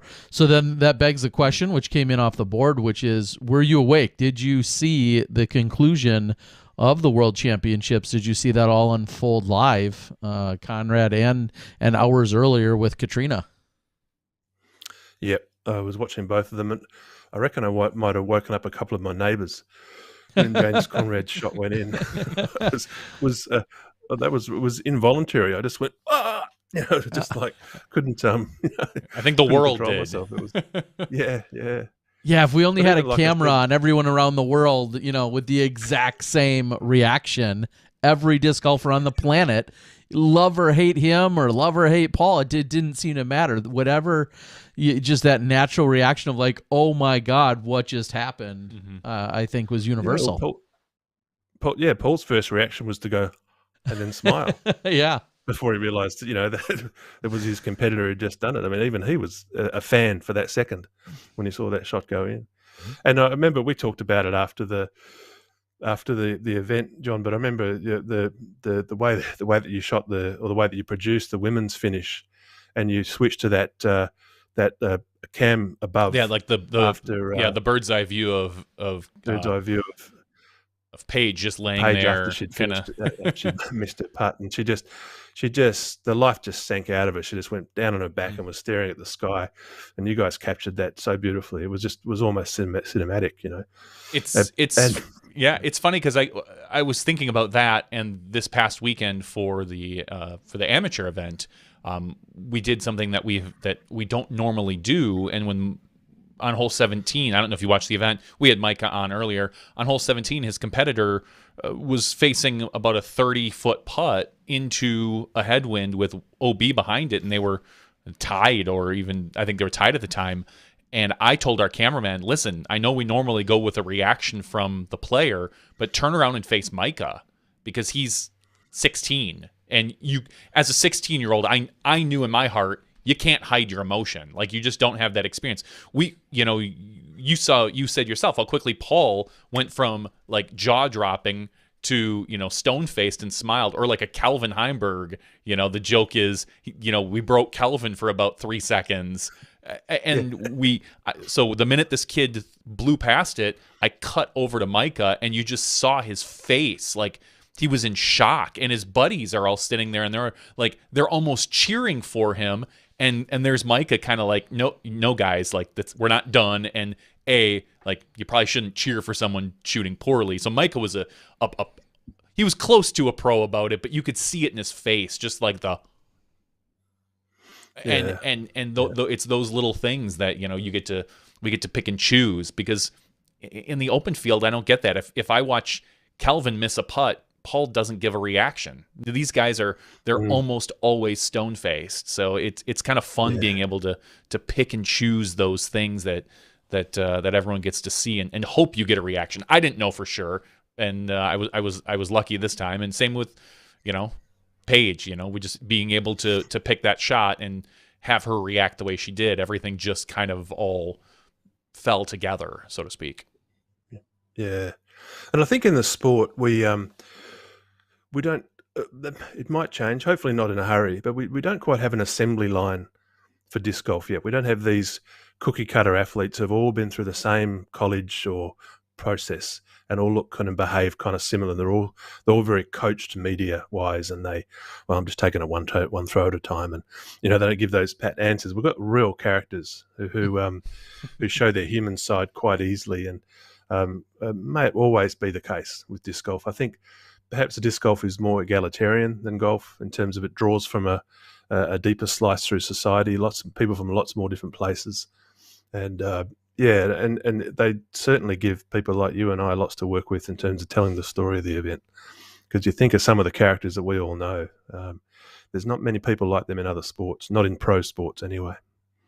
Yeah, and speaking of telling stories, I think back to you having some in-depth conversations last time we were all in Thailand together, and getting to know the likes of Philo even better, getting to know James Conrad, Nico LaCastro. Was there any major takeaway? And you can sound even smarter than normal here if you want, but was there any major takeaway in talking to James Conrad where you could have predicted or could think about this man's future and career, and did you ever think he had it in him to be world champ? Those types of things. Was there any of that you were drawing out of him, whether it was his words or his just overall aura? With James, it's probably a little bit more aura, and it's not just hair. There's. I can remember, despite how I appear, I was actually quite a good distance runner at one point, and I went up to a race in Java, and it was a 10-kilometer race, and the promoter of the race had put up $1 million prize for anyone who broke the world record. So Arturo Barrios and Kip Keino and all these top runners were there, and because I was a foreigner, I sat at the same breakfast table with these guys. So, it was like a kid meeting Michael Jackson. It was just like, meeting a rock star, and there was something about the way they moved. There was this kind of grace and fluidity in the way they moved, which always stuck with me, like a real thoroughbred as an athlete. And James Conrad gives the same impression. He's, I remember when I was talking to him about his background, I said, did you have like a background in athletics or high jumping or something like that? And he sort of went, no, I ran cross country a little bit, and that's about it. He's he doesn't have that background at all, but it looks like he does. And I think there's a certain efficiency in movement. I mean, you see the same thing with Paul Macbeth. The first time you meet him, you see that sort of grace with which he moves. And that technique, it's that fluidity and smoothness in technique, which I think hold you in good stead when you really get into the pointy end of these big events, like the Worlds and things like that. So, yeah, that was the only impression I got off James. He's, as you know, he's a fairly private person, and I'm an Aussie, and I'm not, as you know. So I sat down opposite him after the, in that convivial atmosphere in Thailand after the event. So, James, what about, and I started, and I could see him getting increasingly uncomfortable. and then a few of them were going across back to the accommodation somewhere, and they said, hey, James, you're coming with us? And he went, yep. And he was gone very fast. Let me get away from this Kinga fella. Yeah, that's right. He's asking too many questions. And I was asking him, I was just trying to get into, that sort of stuff with him. And, I don't think he's a guy who contemplates the things like that, like I might. He keeps it a lot more simple. Yeah. I remember having a long chat with Nico about his journey, and a lot of stuff I probably don't feel right to share to an audience like this. Yeah. But I'm going to get back with him at some point and do some storytelling. I know he's got a great story to tell, and I'd love to sort of sit down with him and write a long story. And we've talked about it. We've bounced messages back and forth over the ensuing couple of years, and I just haven't had the time to do it, but I'd love to. Yeah. He and just earlier today, somebody we were talking about various people within our sport and their stories, and Nico, who's been around, of course, for quite some time, and with his uncle being involved with golf, and seeing him as a road warrior, as a champion, as someone who's been right there, and and has succeeded, and who has fallen short, and even at this slightly now matured age, I don't want to say later age, this matured age that we continue to see him push the sport, and him pop in there and then snatch up a win here and there. It's becoming tougher and tougher every single weekend, and the dominance he once displayed in 2008, 2009, that time frame, that's not at his grasp the way it used to be, but that you wouldn't be able to tell by the heart and the emotion that he puts into every single round and every single event out there. So, yeah. Heart would be a good way to describe Nico. Worn mostly on the sleeve. Yes, very much so. All right, Kinga, is there anything else that we're missing or that we should know about Australian disc golf, or from a media, well, I'll say, in a media perspective, or how people are consuming, where they can find your stuff. Get anything else that we need to cover or talk about. Just checking my Checking notes, your mate. notes. Wow, you're so professional. You have like notes and stuff. Overrated. Yeah, we don't do notes I here. wrote stuff down this morning. I didn't want to forget. I just want to shout out to Ballarat.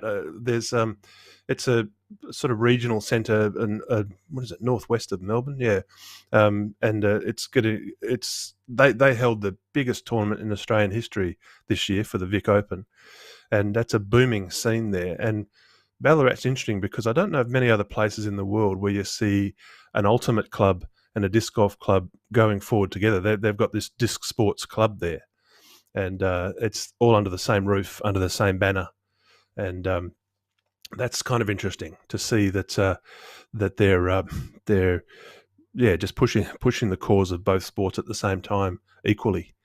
So that was that's what I looked at my notes. That was just the other thing I hadn't mentioned, and I thought that's kind of interesting. I just wonder, there's bound to be other places in the world that are doing that, but I can't think of many off the top of my head. Yeah, and I'm seeing that's northwest of Melbourne. Like, how far roughly is that? How many hours of driving is that? Oh, not far. I'm saying it's about an hour and a half. Okay. 2 hours maybe, Ballarat. I could be wrong. I'm not a Victorian, so I don't know. That's the other side of the country from me, mate. Yeah, Ballarat, Bendigo. I don't think they're all that far from Melbourne. Okay. Yeah, they're definitely not a day's drive like you have to do here to get anywhere. One of these days, I'll find myself on your side of the country. Yes, this is about an hour and 40 minutes. And for everyone else out there, that's roughly 125 kilometers, which we would never say here in the U.S. But 125 about 100 kilometers. miles. Thank you. Thanks About for 90 miles. making it smarter for us. But yes, I'll have to get over to Perth, and of course we hear about the disc golf that's on that side, and hosting the major a number of years ago, the Australian Open and all of that. Sounds pretty exciting, and like you said, the growth is continuing over there very much so. I give you a little snapshot of how the sport's grown here in Perth. I was at a course, drove up to take some photos and tell the story of one of our local events recently, and I was just standing on a tee box, and a bunch of young players come through and just making small talk, and one of the young players said, "So, have you ever played yourself, Kingsley? Have you ever played the game?" Sort of went, "Don't you know who I am?" I thought it was funny, but a little bit ego dented, but I thought it was funny, and just a sign of how this wave of new people have come through. They don't even know who we are. They're all us early pioneers. Yeah, we've been quickly forgotten, which is a good thing, I think. Yeah. And then Micah said, "No, I don't know you, sir." Think back to right, yes. Micah, the 16-year-old, and to think that some of these players are younger than when we were first introduced to the game, to know we've been involved for 20 or 30 years. And as before, so many of these, I got discs that are older than you kids, that kind of thing. In my bag. Exactly. Yeah. I remember when I came back from the Charlotte Worlds, I had one of the first grip bags as part of my prize. I cashed there and I took, merchandise, brought this bag back. And I remember it was almost like having to run a seminar, like I put the bag down and everyone was standing around and going, "Oh, it's a lucky bag, that's really cool." And in what seemed like the space of about 10 minutes, like in the space of maybe a year or two, I'd turn up with the same bag and people would go, "Oh, kicking it old school, eh? Got the old bag." It's like, it's the last model. Fast that happened. I know, yeah. It seemed like it happened overnight. Yeah. Well, we get left behind real quick, it seems like, and that's all a testament to where disc golf is going and how quickly it is growing for all of us. It's been pretty incredible. Alrighty, sir. Go ahead. Just one quick thing, Terry. I just want to quickly say, there is some whispers, there is some rumors of some TV, disc golf on TV here in Australia next year, where talks are being held. Stuff's been said, so there you go. Just this between you two and me. No one else needs to know that. Yeah, we'll keep our ears to the ground. Yeah, well, nice and hush around here. Yeah. No, awesome. It's I love hearing the updates and the stories about everything you guys have going on, and we hope that, especially over there on the East Coast, everything continues to move in the right direction and open up, and people can go out and enjoy the sport with everyone else out there. I often see the updates by Cass and her family, and we wish nothing but the best for the entire country over there, and hopefully all of this means that we'll be running into one another again sometime soon. I know another beloved Smashy, Luke Turnbull's out there on the board somewhere. Luke, we love you and appreciate you as well, buddy. And I think with that, Kinga, we're gonna have to we'll check back in on Ultra World and anywhere else you're posting for more updates, or even possibly checking out your Facebook and your Instagram for some photos. Does that work for you? Thanks, mate. Lovely to talk to you guys again. Thanks for the opportunity to talk about disc golf over here on Flat Earth, Australia. On the underside of the flat Earth. Exactly. Well, we love you, buddy. Be safe, and we'll be talking again soon. Thank you. Right back at you guys. Cheers. Thanks, pal. See ya.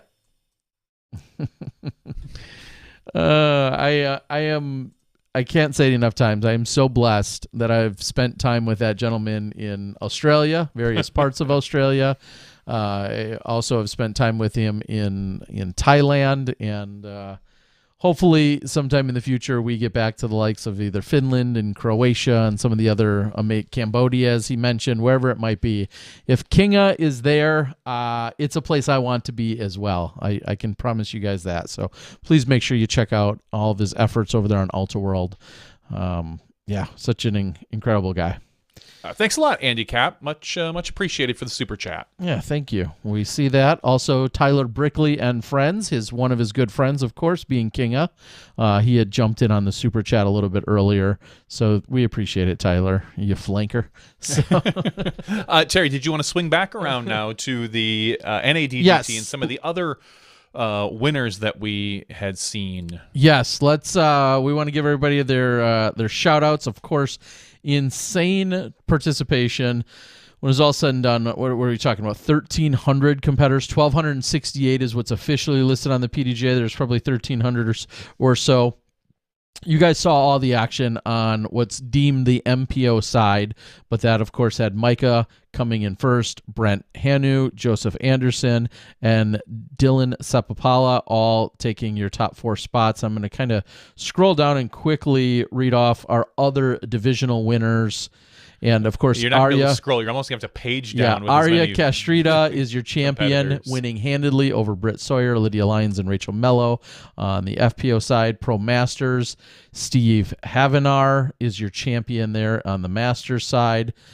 Not too shabby, $5,000 effort, it says. James Goman. Is that, or I'm sorry, is that O-R? Gorman, that makes more sense. But James Gorman, congratulations. Looks like James had declined it. I'm going to keep scrolling. AM Masters Women is listed as Casey Kroll. Congratulations, one-handedly over Heather Putnam. So congrats. William Holt took it down by 7 strokes over Brandon Lee and then Matthew Parker in intermediate. I'm going to then very much scroll down as there's hundreds and hundreds. Jessica Haga, I believe we mentioned her on the broadcast in intermediate women, was able to hold off by 6 strokes over Amanda Winstanley and Alexis Kerman and Emily Yale. So congrats to her. I knew I'd run into one. In recreational,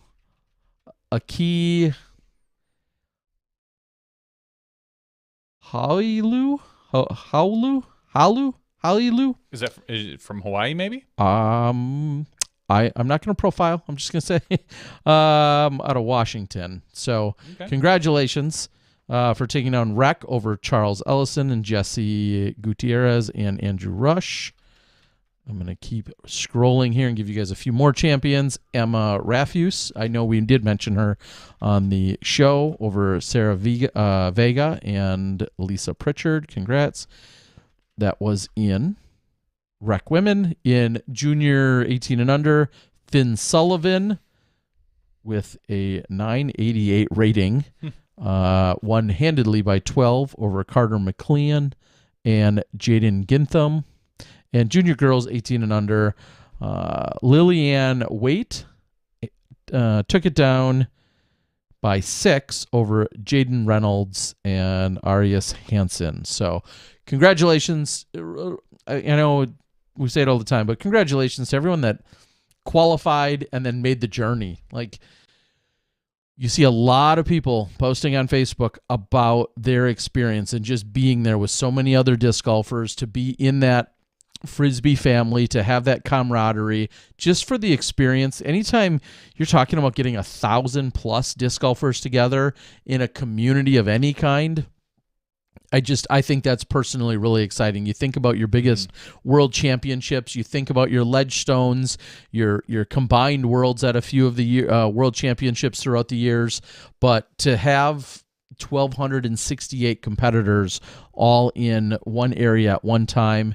Just shout out Dave Felberg, Kyle Maudie, everyone else on the NADGT crew, all of the regional qualifiers and events that took place, literally hundreds of tournament directors. Kyle Harrigan, I know, is also a big part of that. So congratulations to everyone, and to the winners and the people that are moving in to the professional ranks. Congrats to all of them as well. Seems like a really great event, almost an old school kind of gathering of players like we used to have, where it feels like now, with all the worlds being separated, that you don't get a lot of these really large scale events that we've seen in the past year. I mean, Bowling Green Am, as I had referenced earlier, still kind of has a little bit of that draw. Ledgestone, obviously DDO, but you know, it's they're fewer and further between, it feels like. Well, and truth be told, I think you're just short of insane to take on that magnitude and that scale of event without just an insane amount of support on every level. I mean, I think about the hundreds, or should I say tens of thousands of dollars that have to be used just to support all of that. I think about all the various porta potties everywhere, and the lunches that they were working with to provide, and the snacks and the tents and just all the physical assets. And then you're spreading everyone out over, you know, a half dozen or so courses. There's so much There's work. just a lot of things to coordinate and to take on. And so I don't want to say, I mean, when I think about the largest events in the world, I think about right now the DDO, and I think about the Ledgestone. And as a guy that's attended both of those religiously for the last 6 to 8 years, every single one of those, I see what it takes. I see that it's an entire staff at Dynamic Disc and then some, plus the insanely qualified tournament director that you see in Doug Bjerkes. And then I see what takes place at Ledgestone, and the dozen courses that are used, and all of the tournament directors there, and the effort that Nate Heinold puts in year round so that you can experience that week. And I think that's great. Like, hats off and congrats. And I also say to all of that, you're crazy. Like, it's incredible. So congratulations again to everyone that had anything to do with any of its success, including all the sponsors and partners. And like you said, kind of it officially puts a bow on live disc golf in 2021 on the Disc Golf Network. It certainly Now does. all of you got is Facebook feeds from here on out. And I don't know that there'll be a lot of those, but that's all you got. I don't know, Terry. You should go stream you should go find some C tier, start streaming from Facebook. You know, just to keep you warmed up. No. You're no fun. No, you're right. I'm really not. All right. In the news, do we have any PDGA news? I feel like there was some that hit the airwaves. No. I didn't really look. I know the PDGA is looking to hire a web developer. I heard that. I think that is full Slack software engineer, remote. full stack, not Slack, Terry. Just full stack software full stack. engineer. So, Terry, you're not hired if you don't know the difference between full stack and full Slack. I mean, you don't think I have an IT degree, Johnny? I know you do. Should I apply? Yes. I think you should apply. I'd like to sit in on that interview. I'm sure it would go very well. Yes. So some of the news that was really announced this week is we saw the A tier schedule get released. Yes. And we saw the Silver Series Wow, yep. tour get released, kind of all together. Really, the A tier was released and it marked which ones were Silver Series. So it kind of almost jumped the gun a little bit on the DGPT, possibly. It's not a lot of surprises, I would say, on the Silver Series, for me at least. Maybe that's a unique thing.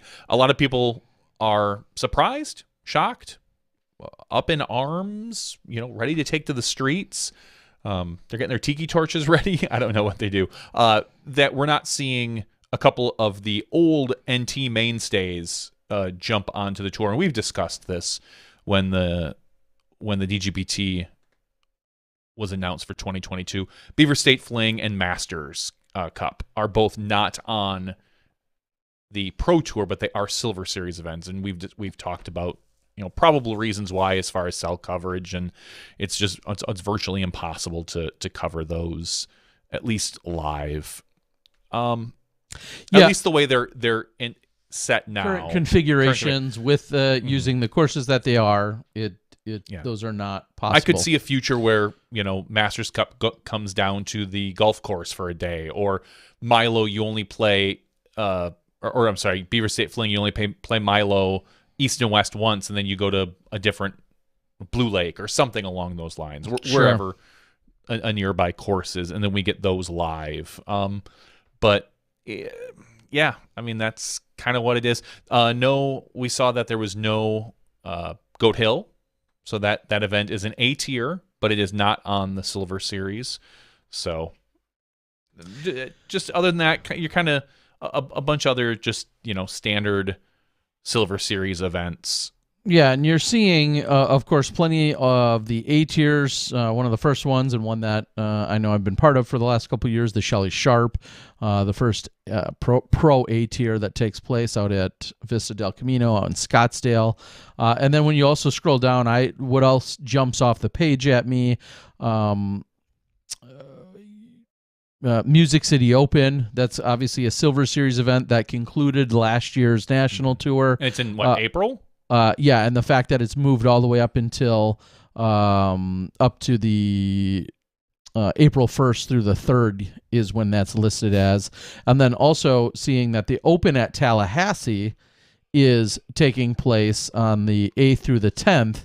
And I know, and I hate to bring up a little, to reopen the wound from a couple days ago, they couldn't hold the event. They were supposed to be the next event following Waco, or one of the events following Waco 2 years ago, right when COVID had broken out. And so Tallahassee was not able to happen that year. And then they pushed it back to this year, and they just had the amateur event this last weekend.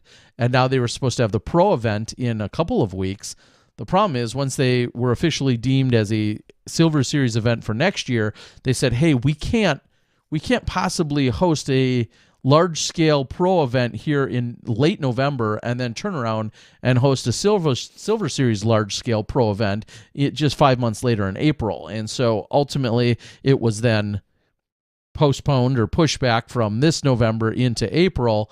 And of course it's somewhat near the event taking place. So understandably, some people a little bit frustrated, but at the same time, you're just damned if you do and you're damned if you don't. You put on an event, and if it happens this year, and then it's going to significantly impact or degrade what you're trying to accomplish in the next year when you are a Silver Series event, like nobody's going to love that. And but I understand that some people were really excited to play Tom Brown. It's one of Florida's favorited courses. So my heart goes out to them, because I know sometimes you're just up against a wall with no great solution to take place. And really, the other big news about the Silver Series announcement was that there's going to be 2 Silver Series events after the Pro Tour finale.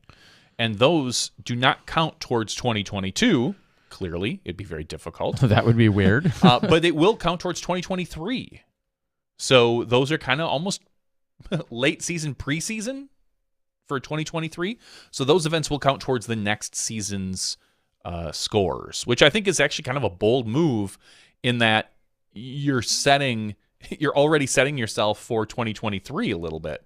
Sure. So it would be difficult to make changes to your tour or your point structures or anything like that once you have numbers on the books. So I think that could be an interesting thing that we're going to see come up. Yeah, everything will have to be locked in prior to those two events taking place for what should be 2023, which with when they're placed shouldn't be too much of a problem because you figure that will be, late October, early November, where those are locked. The details should be locked in for then events to happen after that. But it makes perfect sense what you're saying. On the board, someone's asking about the All-Star Weekend. Yes, there will be an All-Star Weekend to kick off the season. If you were watching the live coverage, you saw that we laid out the winter content and for the DGN. And yes, the All-Star Weekend is basically the end of the winter content, so to speak, in mid to late February. I don't know the exact date. And the beginning of the tour season. Yeah. Andy's asking about the Memorial Elite Silver, no coverage. Andy, I know I'm in talks with them with regard to the Memorial for 2022. I have to think about this already. For the Memorial for 2022, but if they're doing any form of live coverage, that's going to be something that they're developing on their side. I know that they very much would like to have it, but I do not see that as being part of a DGN offering if it does, in fact, take place. Hopefully there will be some post-production, and that's what would be more in lines with what I would be talking with them about. All right. So yes, as you said, no shortage of golf, I think is when I read down the list and I think about all of these amazing events that are taking place, all of the A tiers, a lot of conversation about the Lake Marshall Open, the Silver Series you were just mentioning. People just have been screaming that, hey, if you don't know Lake Marshall, you're going to. It's an incredible course. So I know that's certainly something that people are really jacked up about. And yeah, good luck to all the A-tier events. And now from here, I like that we're starting the 2022 drama in 2021. I mean, it's there's going to be a lot of great events, and people are just going to be dying to get into them, and we're going to have to see how it all unfolds in 2022. Looking forward to it for sure. And I've said this before as well. Next year's Worlds is essentially the latest or second latest we've ever really seen a Pro Worlds take place, outside of last time when it was at Smuggler's Notch. But this is as late of a Worlds really than that we've ever seen. And truth be told, it's going to be a little more comfortable probably in Emporia in September than it would be in, say, June or July. Yeah. Still probably going to be hot, but... Well, and the other interesting thing is how that pushes back the other half of the tour. I mean, you're seeing MVP open on like September 22nd. Yeah. It's almost always been right around Labor Day weekend. Yeah, if the not weekend before or after. Yeah, it's been like right around there. So you're pushing it back 2 to 3 weeks. I mean, it's also going to be part of the playoff scenario. It's so, which means that the event might be smaller, probably will be smaller. And I don't know what is going on with the playoffs as far as how exactly this works. I think there's going to be extra points awarded for those, and there's going to be, I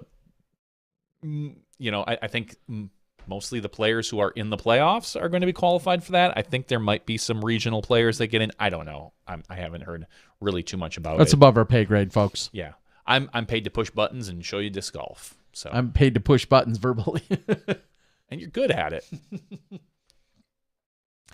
All right. Do we have anything else for the regular show that we need to worry about? I don't think we do. Well, then we're going to shut it down. We're going to close down our regular show. In the after show, we do have that incredible bronze-colored disc, that unique disc that will get shipped from Australia. So you're going to have to remain even more patient than me typically shipping you something. Actually, they'll probably get it out right away, and it'll still get there before I mail something. But yeah, we're going to be giving that away to one of our Patreon supporters. We'll be doing that in the after show. Big shout out to the Australian Disc Golf Day, Aussie Disc Golf Day, Luke and Kinga, and then that crew for assisting us there. We very much appreciate it. So look for that in the after show. We're going to close it out. Again, congrats to all the NADGT participants this last weekend, including your champions on the two utmost, I don't want to call them utmost elite divisions, but on our FPO side with Arya Castrita and, of course, Michael Groth on the MPO side. Congrats to them, and thank you, Micah, for joining us tonight. For Johnny V and myself, along with Kinga, coming all the way in from Australia, this has been Smashbox TV's podcast 375.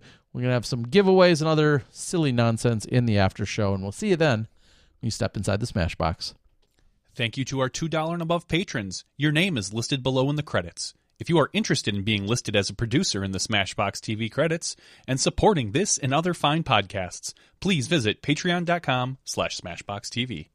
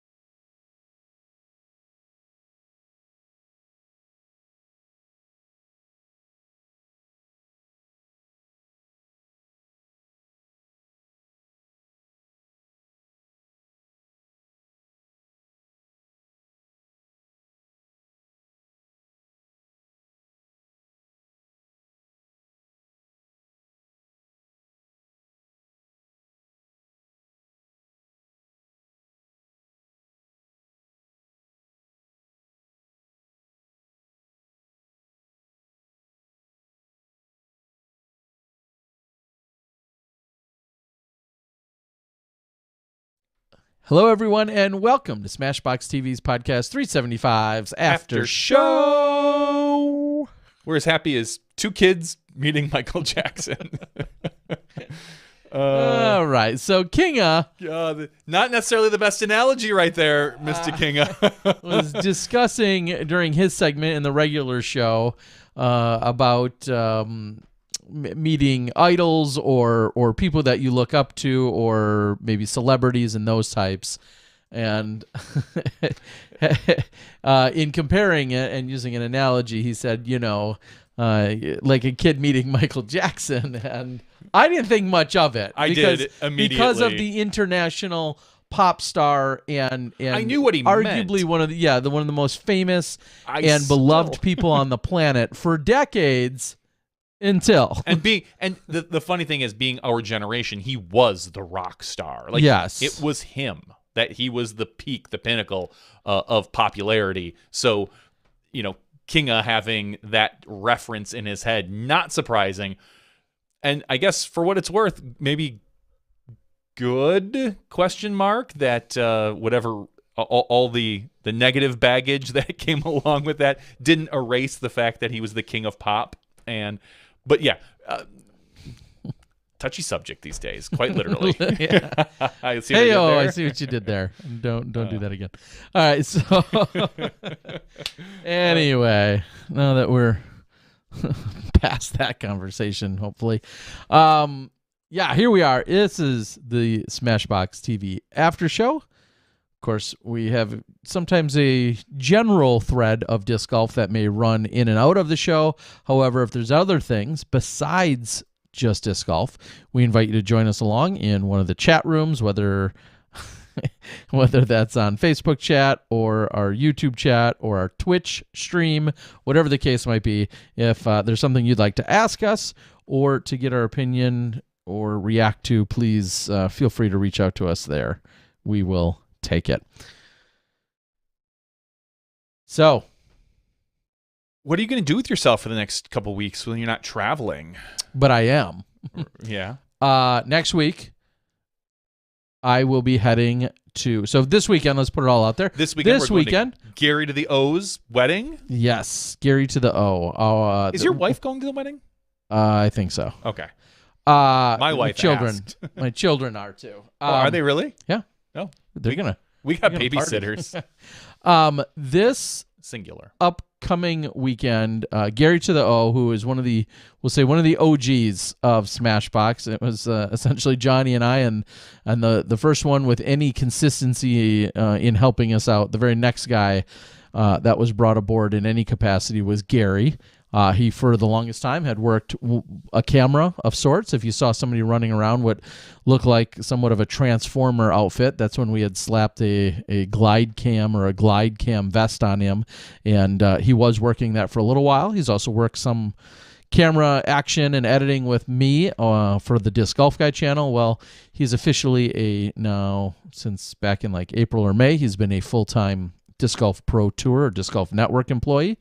And he did it all this year, or is doing it all this year. He gosh, did he propose back at the beginning of the year? I think that sounds right. He quits his other full-time job to work for Disc Golf Network. He buys a house. He's getting married. Got glasses. Got rid of his glasses, I think. Got a new car. Still wears them on occasion. I mean, the guy's doing it all. So he is getting married in just a couple of days.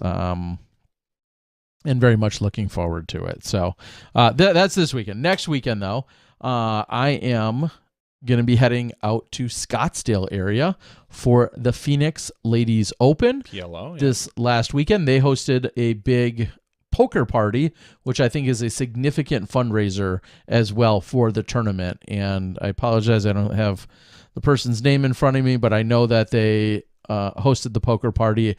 And something tells me that it doesn't really matter who wins the poker party. It's more about just making sure you're at it. That's what the fun looks like. So, okay.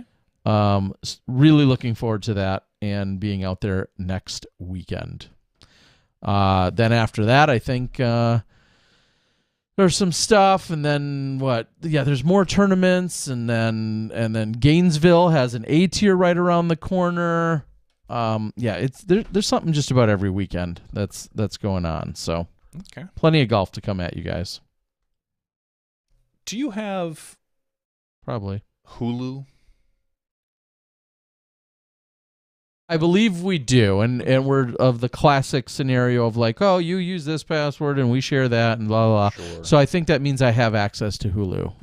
If you get the chance, I know you'll be doing a little bit of flying and probably downloading some things. You can.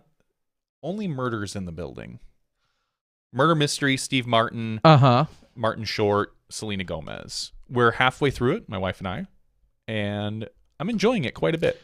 I think you'd like it. A season or a series or what is? I think it's first season. I don't know if there'll be a second. Maybe. I don't know. Like, I'm only halfway through the series. I haven't been staying off the internet in regards to it and whatnot, but it seems like it's a solid show. I think you may like it.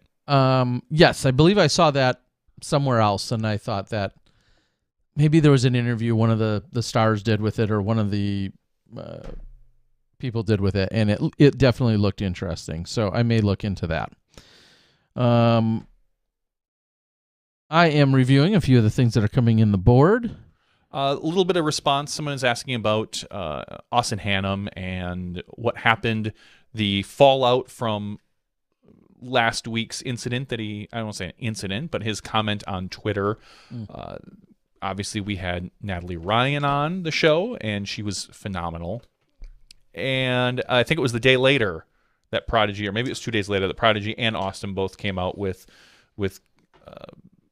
comments, responses to what was being said online and this and that. And both were very solid, more or less just saying, Austin more or less saying, hey, I didn't mean to cause any problems. Just whatever. And Prodigy more or less saying that, hey, we're sorry Austin caused problems, but we support Natalie fully and this and that. So honestly, it was, I think it kind of, that particular side of the equation blew over pretty quickly. I think it was responded to relatively well and moved on from there. I don't think necessarily the bigger issue or subject is by any means quelled, but that particular avenue of it is.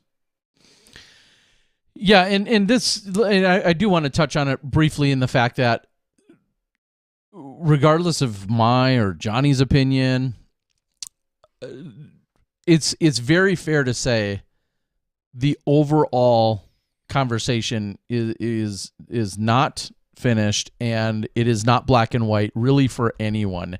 As science continues to discover or revise and or update and learn, players reactions, sponsors, tournaments, PDGA, governing bodies, the IOC, the PDGA, whomever, all of us, I think, will continue to learn, and I think it is somewhat of a flowing conversation that will likely be like that for maybe many years, maybe forever. I don't know. It'll be a flowing conversation, though, and I'm glad.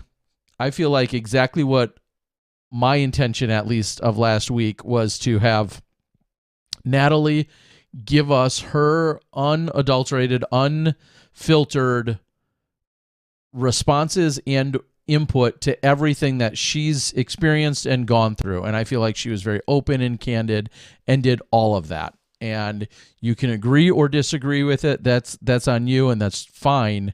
But I wanted to hear from Natalie directly, and I think that was truly one of the biggest objectives for me last week, because what's going to happen is a conversation about her and a number of others is going to continue to come up probably week in and week out, and I feel like it's a lot of postulating, it's a lot of speculating, a lot of random stuff just getting thrown around. At least we have some reference points for how Natalie feels and what she's experienced and gone through, and she got to tell her story. I don't even want to say side. She got to tell her story and got to put it out what she felt like sharing. And again, everybody can arrive at their own conclusions from there, but I want everybody to know that was the main intention for me and for us to have a platform and then be able to provide that and share that with her. And as that conversation continues to evolve, I think there's plenty of people that can additionally chime in and give us directives or feedback or rulings or whatever the case might be. I think that's going to continue on. But I think a lot of people hiding behind Facebook and other forms of social media just to be... Anonymity does wonders. Anonymity. Yeah, that's a tough word. Not just that, but just in general, just like lobbing phrases and grenades, no matter who you are, from any side, I just feel like doesn't do us a lot of good. So, not that I'm going to stop it. I'm going to be able to stop it, but we have direct reference points in talking to her. So, okay. We see some of our regulars out on the board. Eric a moment ago said something about Disc Golf Guy coverage. I appreciate it. If me and my coverage is on a back burner or is not in the forefront, that's on me. Simply because I have other agendas and I have other responsibilities and roles, and the Disc Golf Guy post-production channel will continue as of now to take a backseat to the other things that I'm also pursuing. And in a perfect world, I could do both and give 110% to both, but there's just not enough hours in the day for that to happen. So, but I do appreciate it, and I won't give my speech again about how much is going to come out. There's going to be plenty. Smashy Frank asks, is there going to be any big off-season switches or signings from players? Or who are the big players whose contracts are ending? Ooh. Well, with that, the only way to do that without us doing any real work is to go over to UltraWorld. The UltraWorld player tracker? Yeah, they keep a player tracker, and just to be totally transparent, that's what I'm going to keep. There's no point in me trying to run a separate spreadsheet compared to what they're doing. And right now, it's pretty basic. It just still lists everything that's been talked about in Drew Gibson and Kristen Tatar. Yeah, their player tracker is basically, this one is just referencing what's happened so far. They don't list who's like an ongoing. You could probably look at last year's player tracker and see maybe whose contract is expiring at the end of the year.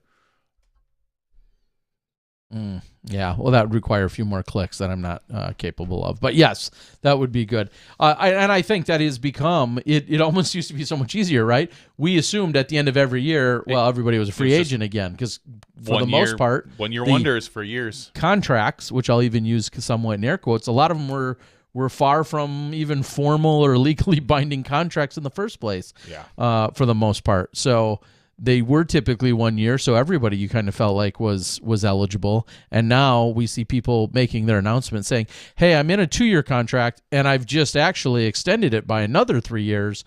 And so it's easy to kind of lose track of where someone's at and what's going on with them. Yeah, Missy Gannon is one of the big free agents. Technically, her contract expired. We discussed that when she was on the show with us, and getting those those discs for her big wins. And, I think she's going to, I think she's going to demand a pretty penny. I'd love to put out a survey to to the average Joe, and based on what you know for who has what. Paul McBeth is $1 million a year player. Kristen Tatar is a $150,000 a year player, $125,000 a year player. Sorry. Where do some of these other players fit? What is Kevin Jones worth? What is Missy Gannon worth? What is Ricky Wysocki worth? I would love to know what people rank those. Is Missy Gannon worth more or less, so to speak, than a Kristen Tatar? Or a Katrina, or a Sarah Hokum, or a Jessica Weiss. Yeah. Just anyway. I would love to know, because you can't go just based on player rating. No, because there's so much more social media, there is disc sales,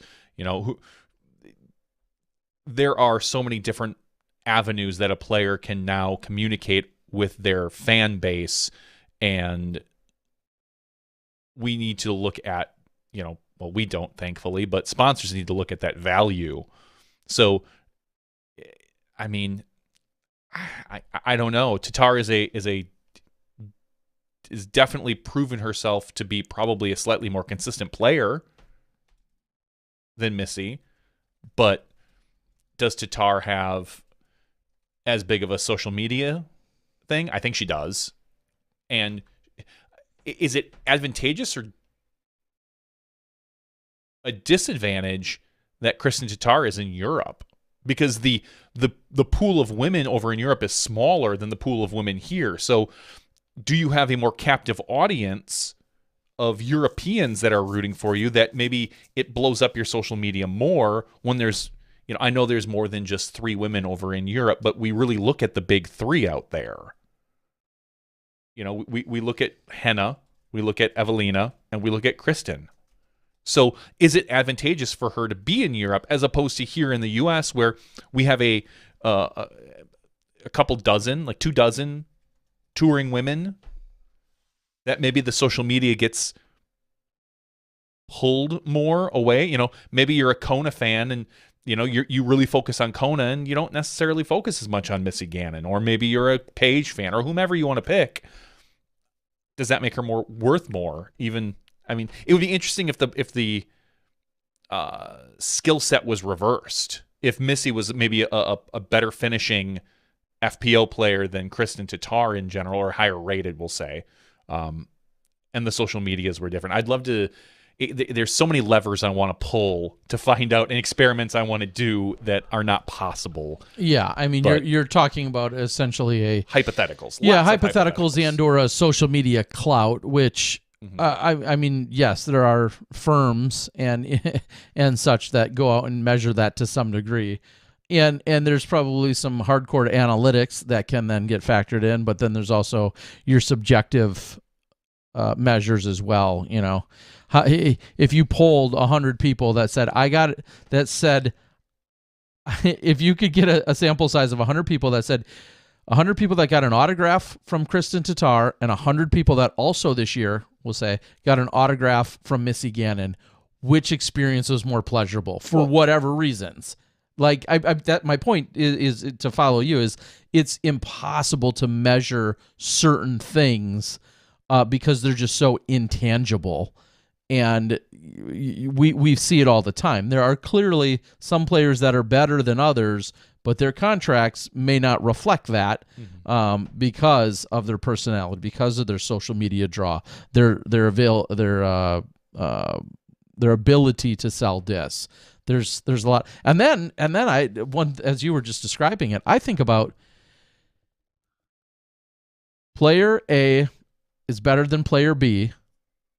But player A doesn't sell as many discs as player B, and they're on different companies. Well, maybe everybody just likes player B's company better. Do you know what I mean? Like, you're at a disadvantage. To me, it's almost, it's hard to compare even to some degree. Well, I sold 10,000 discs this year with my name on them, and somebody else says, well, I sold 3,000. It may have nothing to do with your likability. It might be what disc you're attached to. Mm-hmm. You know, I mean, there's so many factors into it. I mean, let's just be frank about it. People love Nate Sexton, but they also specifically love the Firebird. People love a Destroyer. I'm not sure they care if Ricky's name is on it, or if Paul's name was on it, or Avery Jenkins' name was on it. They love the Destroyer as a disc, and there's something to be said about getting the right disc from any given manufacturer as well. Being top dog, you get to pick it gets the you disc. that, but I'm just saying. That's right. I mean, because if Discraft came to me and said, "Hey, John, we're going to sponsor you," yes, we would like to give you the Cyclone.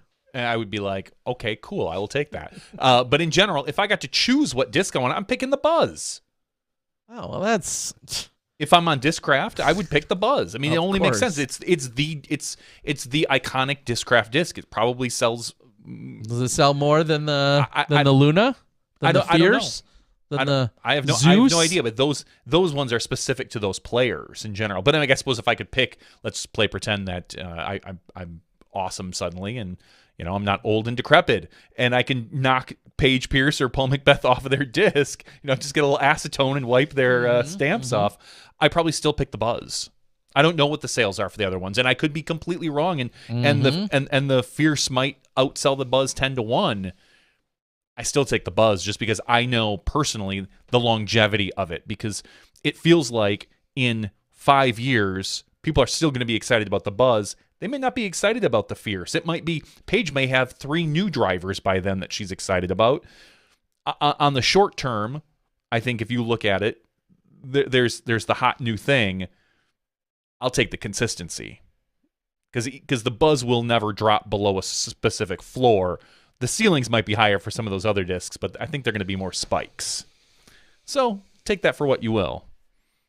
So Discraft, when you want to give me the Buzz, you can reach out. I'll take any model, any version, any plastic. You could make. Will you take the Buzz? The SSS, the stupid super soft Buzz, which doesn't exist, but you would take that one in B plastic, which doesn't exist either. I'll take any of it. Okay, just playing for that name. You're such a sellout. I am. Listen. I was on the Buzz from the beginning. I'm old that way. Okay. That bin right there has more than a handful of first runs. Wow. And a few 10 years and some second runs, some Wasp tooled ones. It's like Discraft owes you for all the success you've brought to the Buzz. No, not at all. Although I did once make a great commercial for them. So. Just saying. I mean, if you want to throw my name on a Buzz, I'm here, Discraft. Where would they be without you? Ring-a-ding-ding me. Ferguson on the board says Discraft would be crazy to let MG go anywhere. Here's what I'll say to that, and Missy just happens to be our example here. We have to always keep in mind, yes, that might sound crazy. You can blurt that out easily. Maybe not, though. And what I say is, when Company Z comes along and says, whatever Discraft's offering you, we'll double. Blindly, we'll double it. They're going to give you $200 a year. Well, without even thinking about it, batting an eye, we're going to give you $400. Is Discraft still crazy? Is Discraft supposed to then, I'm just saying negotiation. We've learned, if anything we've learned is money talks here in disc golf, and everyone has a number. When I didn't think that was the case, I'm going to go ahead and say it now. Everybody does have a number, and that includes the sponsor. That includes the manufacturer. At a certain point, a manufacturer is also going to be saying, yeah, we like you. You're really valuable. We'd love to have you. You've been great. But you're insane if you want numbers, number A, letter, whatever. Like, I'm sure those conversations are going to become far more common today than any other year in disc golf. And they're going to become more common moving forward, is when a player is just wildly off the mark of what they feel like their value really is to a company. They can demand more, and a company you'd think wants to have that, continue them, but maybe not. You might be worth every penny of it, but emotionally or mentally, they're like, you're kind of difficult to deal with. How important Move on. is having a top-tier player on your team to sell a disc? That's a great question, and I saw a few people on the board kind of getting at that. Well, just Dynamic needs a top player. Yeah, that's where I was grabbing it from. It's something I've thought about before, because right now, discs, at this particular moment, discs are flying off shelves. It doesn't matter what you are. You can't keep them, this and that. I don't think that Dynamic is selling any less discs because they don't have a top 5 rated player on their team. They might not be selling more of one specific disc, but I don't think they're selling any less discs. Would it help? Maybe in the future. What do you think? It's certainly a great debate, because do you need one? Do you need more than one top player? And is it regardless of how they finish? I guess that makes them a top player. I get it, but what if that top player is never winning? Does winning matter? Simon. He's a perfect example. He's not winning. Oh, so you're calling him a loser? He's basically losing. And a lot of people lose events. Yes, because there's only one that wins. No, but Simon hasn't been a top 5, barely a top 10 player in the last year or two, whether it's due to injury or focus on other things. I don't know. And we all love Simon, but that dude sells plastic. He's entertaining. He's this and that. He is a showman. He's lovable. He's not winning. And he may sell more plastic than most other players. Certainly. I'll tell you this. Kelvin Heimberg, I don't know anything about his sales. He's a top finishing player, but he doesn't feel like the type of player that drives sales.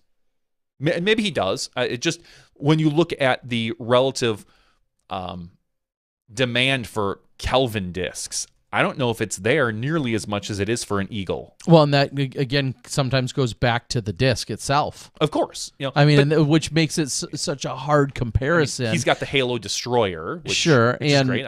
I've got 25 of them. Greg Barsby throws an Eagle.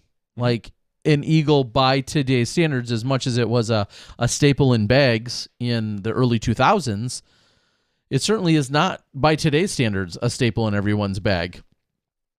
That's why those comparisons can be so tough, and I don't know what the answer. I certainly don't know what the answer then is. I think of MVP. MVP has had a few solid professionals on the team. Mm-hmm.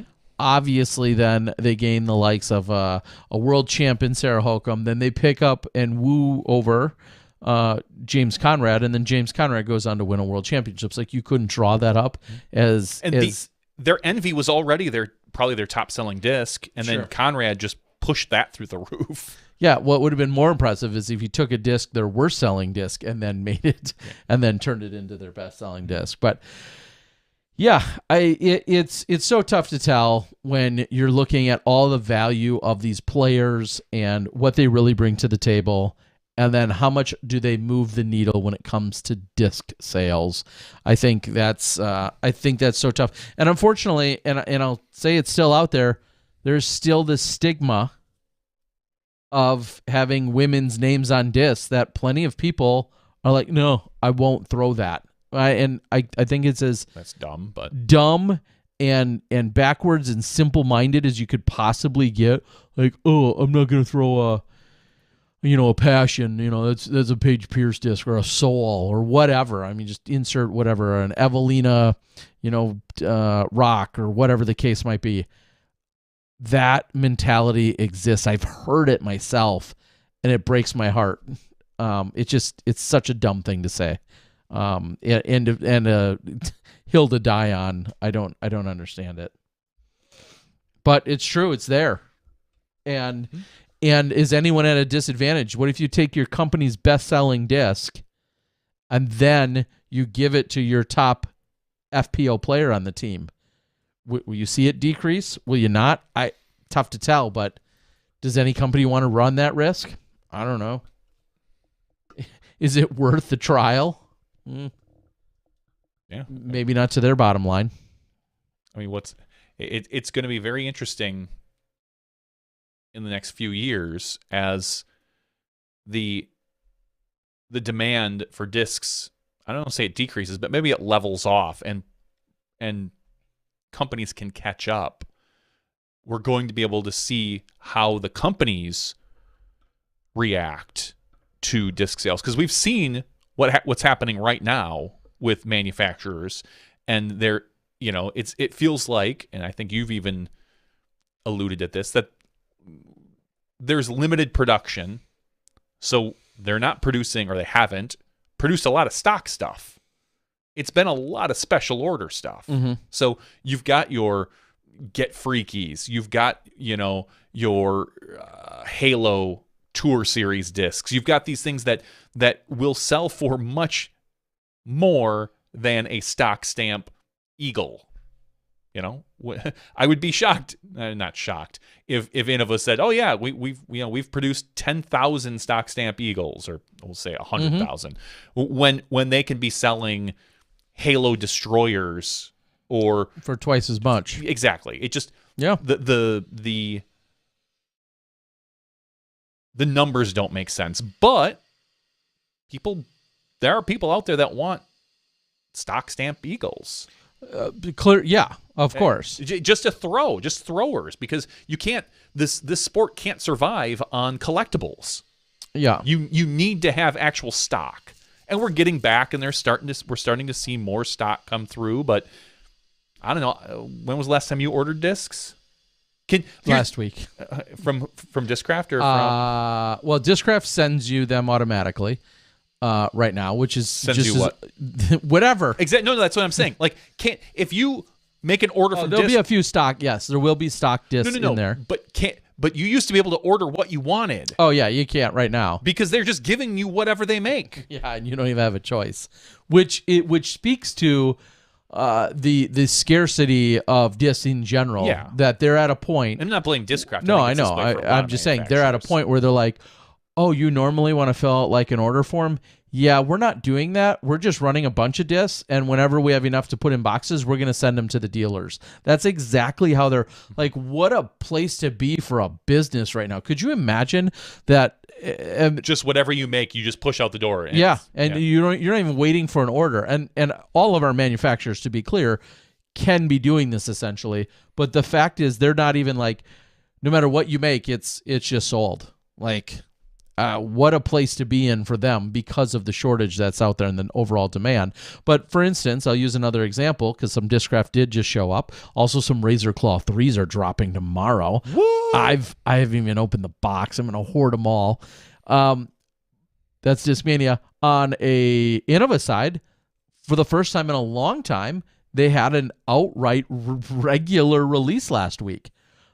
I have ordered 25 Proto Star stamped Star Animals and 25 stock stamped Star Animals. That was the first time I've put in an order in. Well, that's also a new disc. It's a brand new disc. That's my point. But what is it? I don't know, putter maybe of sorts. The funny part is, it used to be when Innova or Discraft released a new disc, it was a big deal. I don't even care anymore because there's so many other manufacturers these days. It's like, oh, cool. They, an animal, another putter. It's probably a remold of something else close to it with a bead maybe, or a slightly different. You're saying the ingenuity and engineering and innovation and creativity is gone. Stalling? No, it's gone. I don't think it's gone. It's gone right now. You mean right now, like the last like 2 it's years. plateaued or stopped, or you're saying? Yeah, I haven't in the actual. I don't say engineering, shape of discs for the most part. I think other than what the what's that thing that Eagle throws? It's like super flat. The tilt. No, not the tilt. The tilt is just ridiculously overstable. There's the mid range he throws. It's almost like squared off.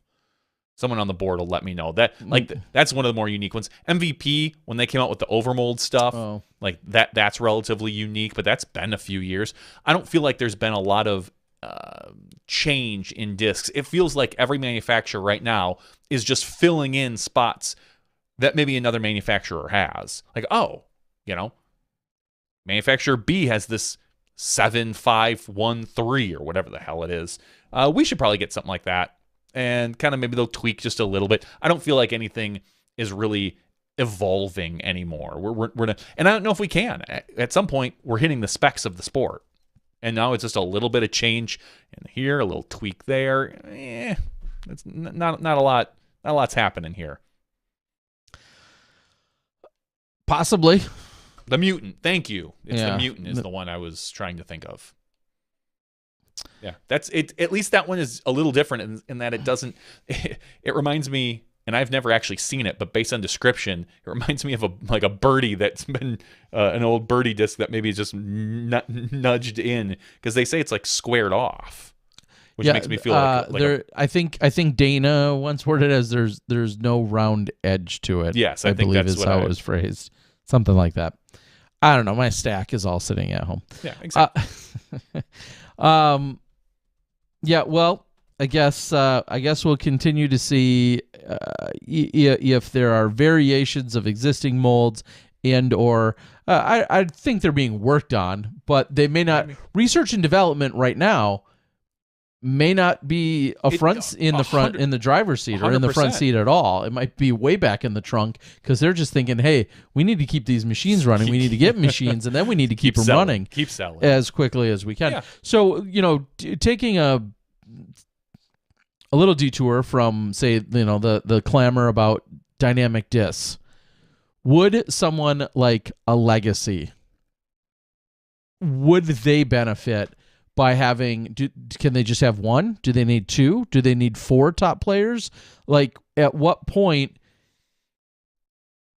do they see a return on that? And is it always just exclusively based on the person, on their finish, on a particular molds they throw? Because they have sponsored players, and then there also have been some of mixed bag sponsorships. Nico was for a little while partially a mixed bag with them. Drew Gibson, I believe, at one point was a partially sponsored mixed bag with them, and obviously has a mixed bag in general, so he still can probably. Is that what somebody like Legacy needs? It wouldn't hurt for the smaller manufacturers. Here's the problem. I'd made a comment about Calvin, and I don't know how much he sells, and I think it was Ryan Pilcher was like, oh no, Innova released some pizza disc and it's selling for lots of money. Okay. Is that because of the stamp? Is that because of Calvin? Is that because it's a unique stamp on a disc right now that was a limited run? I don't know. Like, where is the variable? If we take Calvin out of Innova and move him to Legacy, do Icon Rivals? Thank you, Rival. Couldn't even think of a single one right now. All I kept thinking is the Ghost, but I wanted a driver. Do Icon Rivals suddenly start exploding and selling just because you take him and move him and suddenly that's in his bag? I don't know. I doubt it. Even if he wins. We've seen that, honestly, you can hand these players any disc, and it don't matter. So, surprise, surprise, they're all throwing And these are all good discs. Almost nobody in our sport right now is making discs that are like bad. Yeah, that are like truly garbage. Like this doesn't feel good, or you may not love a plastic, but like literally is just doesn't fly well, because they all fly practically the same. I think what a small manufacturer has to do, and they all know this, so it's not a surprise, try to grab a young player that you could lock in and they light it up, and hopefully, they can drag your sales with them, or a disc particularly. Congratulations, you've hit the lottery. You can't. It's short of probably 4 players. There's almost no player I feel like that you can pull off of a team, and they're immediately going to make your discs sell. Just and I don't know. What's Kevin's disc? The FX1 or something? Sure. Something like that. HVRQV3. Yeah, something like that. Are those crazy hot sellers? I don't know. I don't know much. I feel bad, but I don't know much about Prodigy discs. And I'm not on like the Prodigy collectors groups. I'm not on a lot of collectors groups, so I don't tend to know what sells. But right now it feels like everything does. So it's very hard to get a good judge on what's happening, because it feels like all a manufacturer has to say is, oh, limited run, and the things will just burst into flames and people are throwing money at you. I like that. I know you do. Let's get some more money bursting, flame throwing stuff. So, I don't know. I don't know if a manufacturer needs a top player. It doesn't hurt, but right now we're in a unique spot in our sport.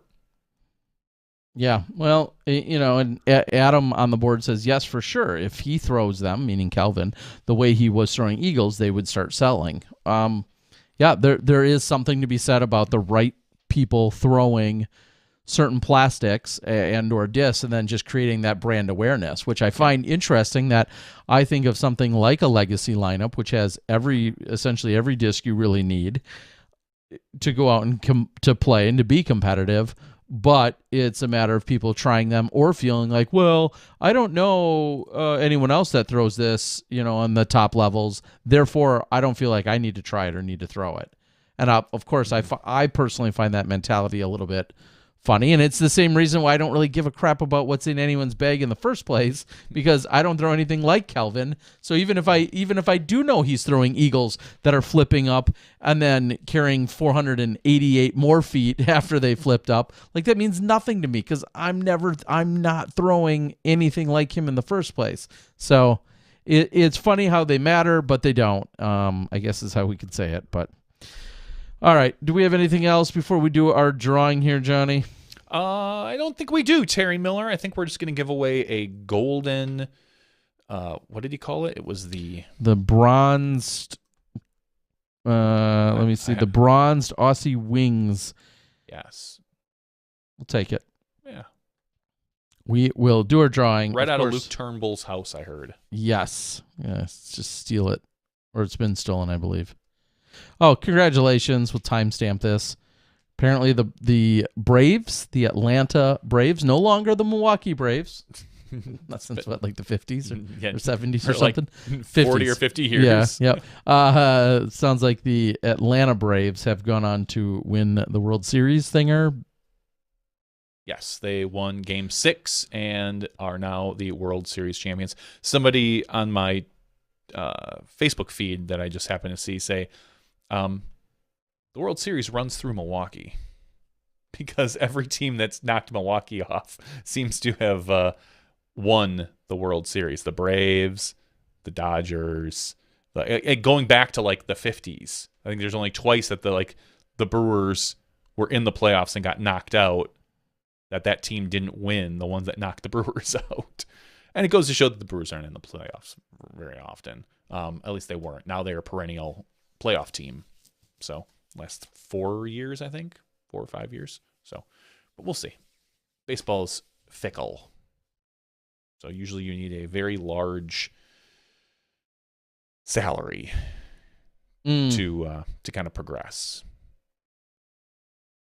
Well, congratulations. Yes, congratulations to the Braves. And if you're a Braves fan, yippee for you. All right, Johnny, pull up the old spreadsheet thingamajigger I got it ready. and let's pull from. And as you're doing that, quick update. I think there's literally a couple spots available on the cold turkey. Going to be 144 competitors. I'm teaming up with the likes of Double G Craft Jerky. I think I'm going to be working with the Pro Tour on some stuff. Working with Discmania a little bit on some stuff. As always, it will be a very stout players pack. So looking forward to that. Just a couple spots remain in very, very specific and small divisions at this point, but super excited. I think I released the registration on Wednesday night, and by Thursday morning, there were just a few dozen spots, and those are all but taken now. So looking forward to that in a few weeks, and I know some of our smashies will be in attendance. So thank you guys so much. That's great. So, Terry, we have 180 people eligible for our giveaway. Bang, bang. Patreon numbers are dipping a little bit, not going to lie. We announce them every week. At the beginning of the month, it tends to do that. Credit cards and stuff roll and things. So if you're a Patreon supporter and you're not, double check your Patreon supporters and make sure your credit card or your PayPal or whatever it is all up to date. Your WIC card. What? I don't know. But yes, 180 people are eligible for our Patreon giveaway tonight. So we're going to give away that disc. The gold, the golden bronze, you know, yeah, just like Kingsley himself, bronze, beautiful, bronze and round, beautiful, beautiful. Yes. All right, I think this was only the second time. Maybe it's not. We probably had him on more than that, but the second time. It's going to be also the second Aussie Disc Golf Day. So with that, I say you pull up the second number. That will generate it. Our first number was 55. Our second number, I sorted them by email address tonight, is 147. 147 is Ryan Chandler. Congratulations, Ryan Chandler. Oh, please tell me he lives in Australia. That would make shipping so much cheaper. I don't know where he lives. Hold on, if he lives in Australia, he's probably already getting one because he lives there. No, it doesn't. I don't have his address. So sorry, right, Ryan. We're gonna have to get it out to you. Yeah. But we do appreciate the love and the support. Thank you very much, Ryan Chandler. Thank you. The bronzed Aussie. For two kids happy to be seeing Michael Jackson. I think we need to end it on that note. I don't want to go there. Big shout out Ryan Pilcher, who's on the board. Also, I know Discontinuum fundraiser club drive membership fun throwback whatever all inclusive event taking place this weekend as well. Ryan, I know, is going to be heading that up, and going to be some vending. There might be some. If you need some new discs, there might be some available. I'll have a stash of them set up so that you guys can get in on the action. All right, let's call it. We thank you guys so much for joining us tonight. It's been a lot of fun. We'll see you guys next week. Gary will be a married man by then, but and we might not be. Yeah, depends how the wedding goes. Anything's possible. But thank you guys for joining us. Thank you to Micah for joining us in the regular show, along with Kinga. We couldn't do it without you guys chiming in, watching, and participating. For Johnny V and myself, Terry Miller, the Disc Golf Guy, this has been Smashbox TV's Podcast 375's After Show. We'll see you next week when you step inside the Smashbox.